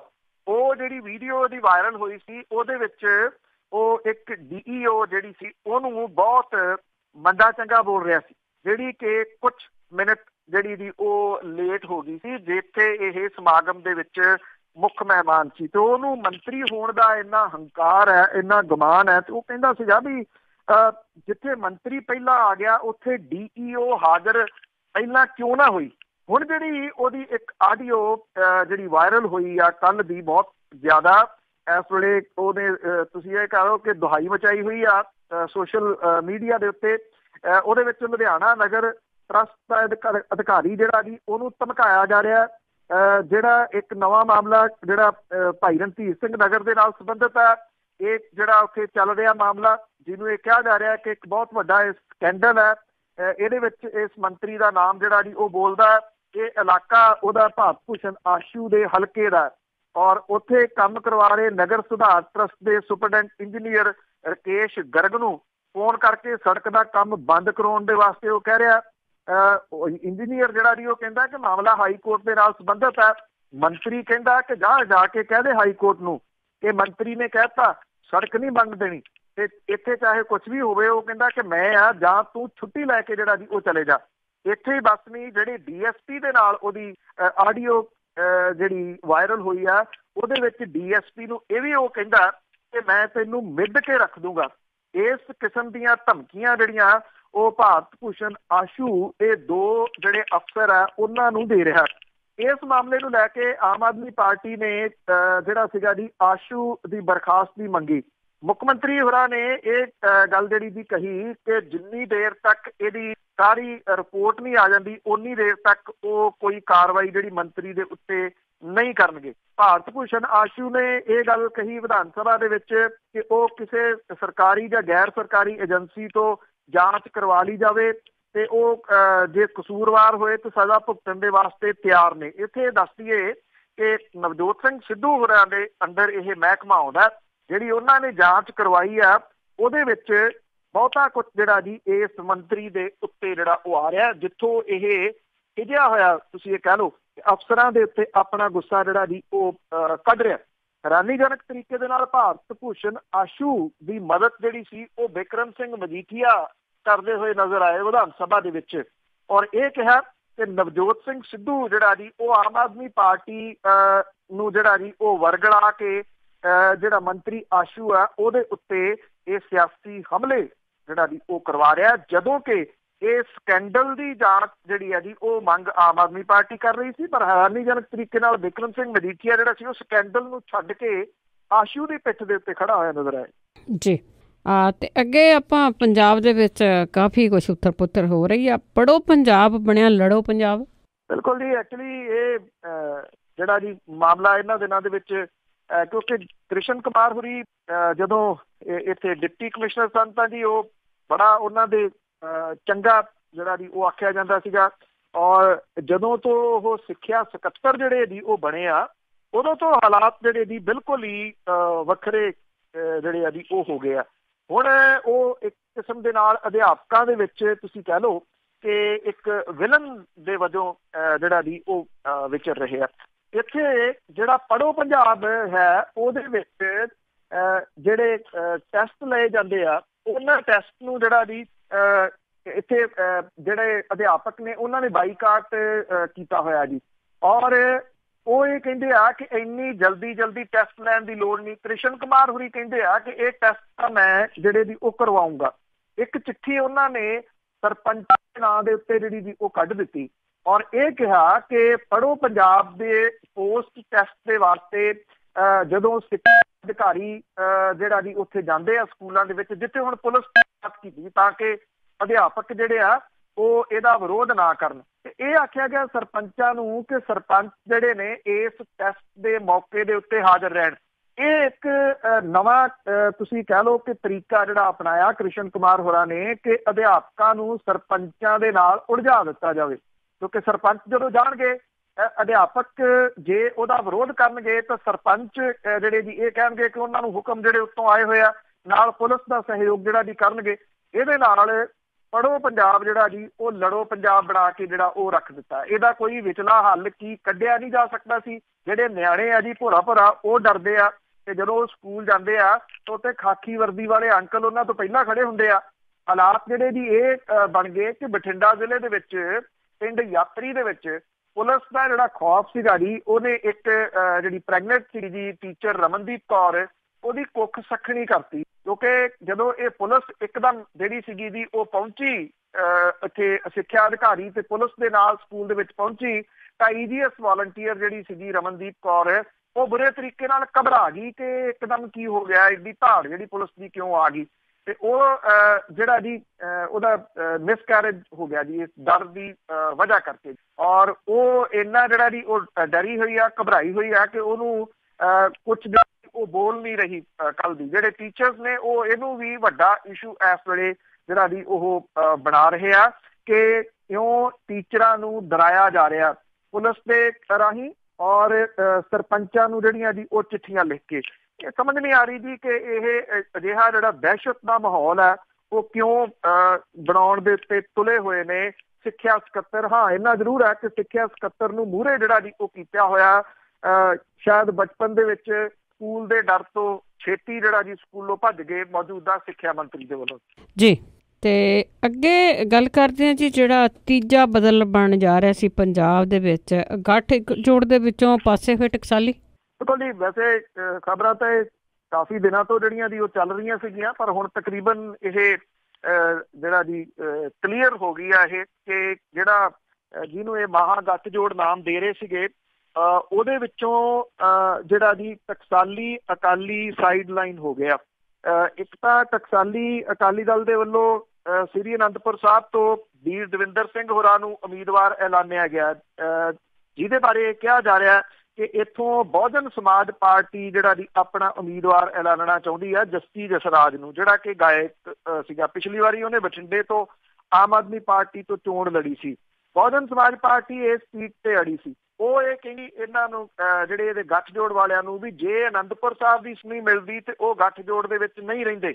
ਇਹੀ ਗੱਲ ਟਕਸਾਲੀ ਕਹਿੰਦੇ ਕਿ ਅਸੀਂ ਅਨੰਦਪੁਰ ਸਾਹਿਬ ਜਿਹੜਾ ਜੀ ਉਹ ਨਹੀਂ ਛੱਡਣਾ, ਅਸੀਂ ਉੱਥੋਂ ਲੜਨਾ। ਹੁਣ ਜਿਹੜਾ ਜੀ ਇਹ ਆਖਿਆ ਜਿਹੜੀ ਕੱਲ੍ਹ ਮੀਟਿੰਗ ਹੋਈ ਆ ਇਹਨਾਂ ਦੀ, ਜਿਹਦੇ ਵਿੱਚ ਸੁਖਪਾਲ ਸਿੰਘ ਖਹਿਰਾ, ਸਿਮਰਜੀਤ ਸਿੰਘ ਬੈਂਸ ਤੇ ਜਿਹੜੇ ਬਹੁਜਨ ਸਮਾਜ ਪਾਰਟੀ ਤੇ ਡਾਕਟਰ ਧਰਮਵੀਰ ਗਾਂਧੀ ਜਿਹੜੇ ਜੀ ਉਹ ਸ਼ਾਮਲ ਦੱਸੇ ਗਏ ਆ। ਉਹਨਾਂ ਨੇ ਇਹ ਕਹਿ ਦਿੱਤਾ ਕਿ ਉਹਨਾਂ ਦਾ ਗੱਠਜੋੜ ਜਿਹੜਾ ਸੀਗਾ ਜੀ ਟਕਸਾਲੀ ਅਕਾਲੀ ਦਲ ਦੇ ਨਾਲ ਉਹ ਟੁੱਟ ਗਿਆ। ਇਹ ਆਖਿਆ ਗਿਆ ਜੀ ਕਿ ਹੁਣ ਜਿਹੜੇ ਅੱਜ ਇਹ ਕੁਝ ਉਮੀਦਵਾਰ ਆਪਣੇ ਐਲਾਨ ਸਕਦੇ ਆ, ਜਿਹਦੇ ਵਿੱਚ ਸਿਮਰਜੀਤ ਸਿੰਘ ਬੈਂਸ ਲੁਧਿਆਣੇ ਤੋਂ, ਬਠਿੰਡੇ ਤੋਂ ਸੁਖਪਾਲ ਸਿੰਘ ਖਹਿਰਾ ਉਮੀਦਵਾਰ ਹੋ ਸਕਦੇ ਆ, ਪਟਿਆਲਾ ਤੋਂ ਡਾਕਟਰ ਧਰਮਵੀਰ ਗਾਂਧੀ ਹੋਰੀ ਜਿਹੜਾ ਜੀ ਉਹ ਚੋਣ ਲੜਨਗੇ। ਤੇ ਬਹੁਜਨ ਸਮਾਜ ਪਾਰਟੀ ਆਪਣੇ ਉਮੀਦਵਾਰਾਂ ਦੇ ਨਾਂ ਜਿਹੜੇ ਆ ਜੀ ਉਹ ਅਗਲੇ ਕੁਝ ਦਿਨਾਂ ਤੋਂ ਬਾਅਦ ਤੈਅ ਜਿਹੜਾ ਜੀ ਉਹ ਕਰਨਗੇ। ਅੱਜ ਇਹਦੇ ਸੰਬੰਧੀ ਜਿਹੜਾ ਜੀ ਐਲਾਨ ਹੋ ਸਕਦਾ ਇਹਨਾਂ ਕੁਝ ਜਿਹੜੀਆਂ ਸੀਟਾਂ ਨੇ ਉਹਨਾਂ ਨੂੰ ਲੈ ਕੇ। ਬਾਕੀ ਜਿਹੜੀਆਂ ਸੀਟਾਂ, ਕਿਉਂਕਿ ਇਹ ਕਿਹਾ ਜਾ ਰਿਹਾ ਕਿ ਜਿਹੜਾ ਲੁਧਿਆਣਾ, ਫਤਿਹਗੜ੍ਹ ਸਾਹਿਬ ਤੇ ਅੰਮ੍ਰਿਤਸਰ ਸੀਟਾਂ ਦੇ ਉੱਤੇ ਜਿਹੜੀ ਲੋਕ ਇਨਸਾਫ ਪਾਰਟੀ ਆ ਉਹ ਆਪਣੇ ਲੈਟਰ ਬਾਕਸ ਦੇ ਉੱਤੇ ਚੋਣ ਲੜੂਗੀ, ਚੋਣ ਨਿਸ਼ਾਨ ਦੇ ਉੱਤੇ। ਬਾਕੀ ਜਿਹੜੇ ਨੇ, ਕਿਉਂਕਿ ਆਜ਼ਾਦ ਉਮੀਦਵਾਰ ਚਾਹੁੰਦੇ ਆ, ਅਜੇ ਨਵੀਆਂ ਪਾਰਟੀਆਂ ਨੇ, ਇਹਨਾਂ ਨੂੰ ਚੋਣ ਨਿਸ਼ਾਨ ਜਦੋਂ ਕਾਗਜ਼ਾਂ ਦੀ ਪੜਤਾਲ ਹੋਊਗੀ ਉਦੋਂ ਮਿਲੂਗਾ। ਉਦੋਂ ਕਿਹੜਾ ਚੋਣ ਨਿਸ਼ਾਨ ਹੁੰਦਾ ਉਹ ਬਾਅਦ ਦੇ ਵਿੱਚ ਜਿਹੜਾ ਜੀ ਉਹ ਪਤਾ ਲੱਗੂਗਾ। ਜਿਹੜੀ ਸੁਖਪਾਲ ਖਹਿਰਾ ਦੀ ਪਾਰਟੀ ਆ, ਜਿਹਦਾ ਨਾਮ ਪਹਿਲਾਂ ਪੰਜਾਬੀ ਏਕਤਾ ਪਾਰਟੀ ਸੀ, ਹੁਣ ਉਹਦਾ ਨਾਮ ਬਦਲ ਦਿੱਤਾ ਗਿਆ, ਪੰਜਾਬ ਏਕਤਾ ਪਾਰਟੀ ਜਿਹੜਾ ਜੀ ਉਹ ਰੱਖਿਆ ਗਿਆ। ਉਹ ਬਠਿੰਡਾ, ਫਰੀਦਕੋਟ ਔਰ ਬਹੁਜਨ ਸਮਾਜ ਪਾਰਟੀ ਸ੍ਰੀ ਅਨੰਦਪੁਰ ਸਾਹਿਬ, ਹੁਸ਼ਿਆਰਪੁਰ ਤੇ ਜਲੰਧਰ ਤੋਂ ਜਿਹੜੀ ਜੀ ਉਹ ਚੋਣ ਲੜ ਸਕਦੀ ਹੈ। ਜਿਹੜੀਆਂ ਬਾਕੀ ਸੀਟਾਂ ਨੇ, ਸੰਗਰੂਰ, ਫਿਰੋਜ਼ਪੁਰ, ਗੁਰਦਾਸਪੁਰ ਤੇ ਖਡੂਰ ਸਾਹਿਬ, ਇਹਦੇ ਉੱਤੇ ਫੈਸਲਾ ਇਹ ਕਿਹਾ ਜਾ ਰਿਹਾ ਕਿ ਬਾਅਦ ਦੇ ਵਿੱਚ ਕੀਤਾ ਜਾਊਗਾ। ਇਹਨਾਂ ਸੀਟਾਂ ਦੇ ਉੱਤੇ ਅਜੇ ਕੋਈ ਆਪਸ ਦੇ ਵਿੱਚ ਸਹਿਮਤੀ ਜਿਹੜੀ ਆ ਜੀ ਉਹ ਨਹੀਂ ਬਣੀ। ਜਿਹੜਾ ਅਕਾਲੀ ਦਲ ਟਕਸਾਲੀ ਆ ਉਹ ਲਗਭਗ ਤੈਅ ਹੈ ਜੀ ਕਿ ਉਹ ਆਪਣੇ ਤੌਰ ਦੇ ਉੱਤੇ ਹੀ ਚੋਣ ਜਿਹੜੀ ਲੜੂਗਾ। ਉਹਦਾ ਗੱਠਜੋੜ ਹੁਣ ਇਹਨਾਂ ਦੇ ਨਾਲ ਟੁੱਟ ਗਿਆ ਹੈ ਜੀ। ਤੇ ਅੱਗੇ ਅਖੀਰ ਦੇ ਵਿੱਚ ਖਬਰ ਕਰਦੇ ਹਾਂ, ਉਸ ਤੋਂ ਪਹਿਲਾਂ ਦੱਸ ਦਈਏ ਕਿ ਜੇ ਤੁਹਾਡੇ ਕੋਲ ਕੋਈ ਕੁਐਸਚਨ ਹੈ ਸਰੋਤਿਓ, ਤੁਸੀਂ ਕਾਲ ਕਰ ਸਕੋਗੇ 408 272 5200 4082725200। ਅਖੀਰ ਦੇ ਵਿੱਚ ਗੱਲ ਕਰਦੇ ਹਾਂ ਜੀ ਕਰਤਾਰਪੁਰ ਲਾਂਘੇ ਦਾ ਮਾਮਲਾ ਆ। ਹਜੇ ਜ਼ਮੀਨਾਂ ਦੀ ਨਿਸ਼ਾਨਦੇਹੀ ਉੱਥੇ ਚੱਲੀ ਜਾਂਦੀ ਹੈ। ਦੇਖੋ ਜੀ, ਐਕਚੁਅਲੀ ਇਹ ਬਹੁਤ ਸਲੋ ਜਿਹੜਾ ਜੀ ਉਹ ਪ੍ਰੋਸੈਸ ਹੋ ਰਿਹਾ। ਜਿਹੜੇ ਕਿਸਾਨ ਆ ਜੀ ਉਹ ਅੜੇ ਹੋਏ ਆ। ਕਿਸਾਨ ਜਿਹੜੇ ਆ ਉਹ ਇਹ ਕਹਿੰਦੇ ਆ ਕਿ ਸਾਨੂੰ ਜਿਹੜੇ ਪੈਸੇ ਮਿਲਣ ਉਹ ਤਰਨਤਾਰਨ ਤੋਂ ਅੰਮ੍ਰਿਤਸਰ ਤੱਕ ਜਿਹੜਾ ਬਣਿਆ ਜੀ, ਜਿਹੜਾ ਬਠਿੰਡੇ ਤੋਂ ਅੰਮ੍ਰਿਤਸਰ ਹਾਈਵੇ ਬਣਿਆ, ਉਹਨਾਂ ਜ਼ਮੀਨਾਂ ਦੇ ਹਿਸਾਬ ਦੇ ਨਾਲ ਜਿਹੜੇ ਜੀ ਉਹ ਦਿੱਤੇ ਜਾਣ। ਕਰਤਾਰਪੁਰ ਲਾਂਘੇ ਲਈ ਐਕਵਾਇਰ ਕੀਤੀ ਜਾਣ ਵਾਲੀ ਜ਼ਮੀਨ ਜਿਹੜੀ ਹੈ ਜੀ ਉਹਦੀ ਨਿਸ਼ਾਨਦੇਹੀ ਕਰਨ ਪਹੁੰਚੀ ਜਿਹੜੀ ਟੀਮ ਹੈ, ਉਹਦਾ ਕਿਸਾਨਾਂ ਨੇ ਬਾਰ-ਬਾਰ ਜਿਹੜਾ ਜੀ ਉਹ ਘਿਰਾਓ ਕੀਤਾ। ਕਲਾਨੌਰ, ਡੇਰਾ ਬਾਬਾ ਨਾਨਕ ਰੋਡ ਦੇ ਉੱਤੇ ਇਹਨਾਂ ਕਿਸਾਨਾਂ ਨੇ ਜਾਮ ਵੀ ਲਾਇਆ ਤੇ ਨਾਅਰੇਬਾਜ਼ੀ ਵੀ ਜਿਹੜੀ ਕੀਤੀ। ਬਾਅਦ ਦੇ ਵਿੱਚ ਹਾਲਾਂਕਿ ਕਿਹਾ ਗਿਆ ਕਿ ਸਮਝੌਤਾ ਜਿਹੜਾ ਜੀ ਉਹ ਹੋ ਰਿਹਾ ਕਿ ਕਿਸਾਨ ਨਿਸ਼ਾਨਦੇਹੀ ਜਿਹੜੀ ਉਹ ਕਰ ਲੈਣ ਦੇਣ ਤੇ ਉਹਨਾਂ ਦੀ ਮੰਗ ਜਿਹੜੀ ਹੈ ਜੀ ਉੱਪਰ ਪਹੁੰਚਾਈ ਜਾਊਗੀ। National highway authority of India ਦੇ ਅਧਿਕਾਰੀ ਜਿਹੜੇ ਸੀਗੇ ਜੀ ਉਹ ਜ਼ਮੀਨਾਂ ਦੀ ਨਿਸ਼ਾਨਦੇਹੀ ਕਰਨ ਦੇ ਵਾਸਤੇ ਪਹੁੰਚੇ ਸੀ ਤਕਰੀਬਨ ਚੌਥੀ ਵਾਰੀ ਜਿਹੜਾ ਜੀ। ਇਹ ਕਿਸਾਨ ਜਿਹੜੇ ਆ ਜੀ ਉਹ ਲਗਾਤਾਰ ਵਿਰੋਧ ਕਰ ਰਹੇ ਆ ਕਿ ਉਹ ਆਪਣੀ ਜ਼ਮੀਨ ਜਿਹੜੀ ਆ ਜੀ ਉਹ ਘੱਟੋ ਘੱਟ ਕਰੋੜ ਰੁਪਏ ਕਿੱਲੇ ਤੋਂ ਘੱਟ ਜਿਹੜਾ ਉਹ ਨਹੀਂ ਦੇਣਗੇ। ਜਦੋਂ ਕਿ ਉਸ ਏਰੀਏ ਦੇ ਵਿੱਚ, ਕਿਉਂਕਿ ਟੈਕਨੀਕਲੀ ਜੇ ਦੇਖਿਆ ਜਾਵੇ ਤਾਂ ਜਿਹੜੀਆਂ ਜਦੋਂ ਅਕਵਾਇਰ ਕੀਤੀ ਜਾਂਦੀ ਹੈ ਜ਼ਮੀਨ ਹੈ, ਜਿਹੜੀਆਂ ਪੁਰਾਣੀਆਂ ਰਜਿਸਟਰੀਆਂ ਹੁੰਦੀਆਂ ਸਾਲ ਭਰ ਦੀਆਂ ਉਹ ਚੁੱਕੀਆਂ ਜਾਂਦੀਆਂ, ਉਹਦੇ ਹਿਸਾਬ ਦੇ ਨਾਲ ਜਿਹੜੇ ਜੀ ਉਹ ਰੇਟ ਤੈਅ ਹੁੰਦੇ ਆ। ਪਰ ਇੱਥੇ ਫੁੱਲ ਰੇਟ ਦੇ ਉੱਤੇ ਕੋਈ ਜਿਹੜਾ ਰਜਿਸਟਰੀ ਨਹੀਂ ਕਰਾਉਂਦਾ।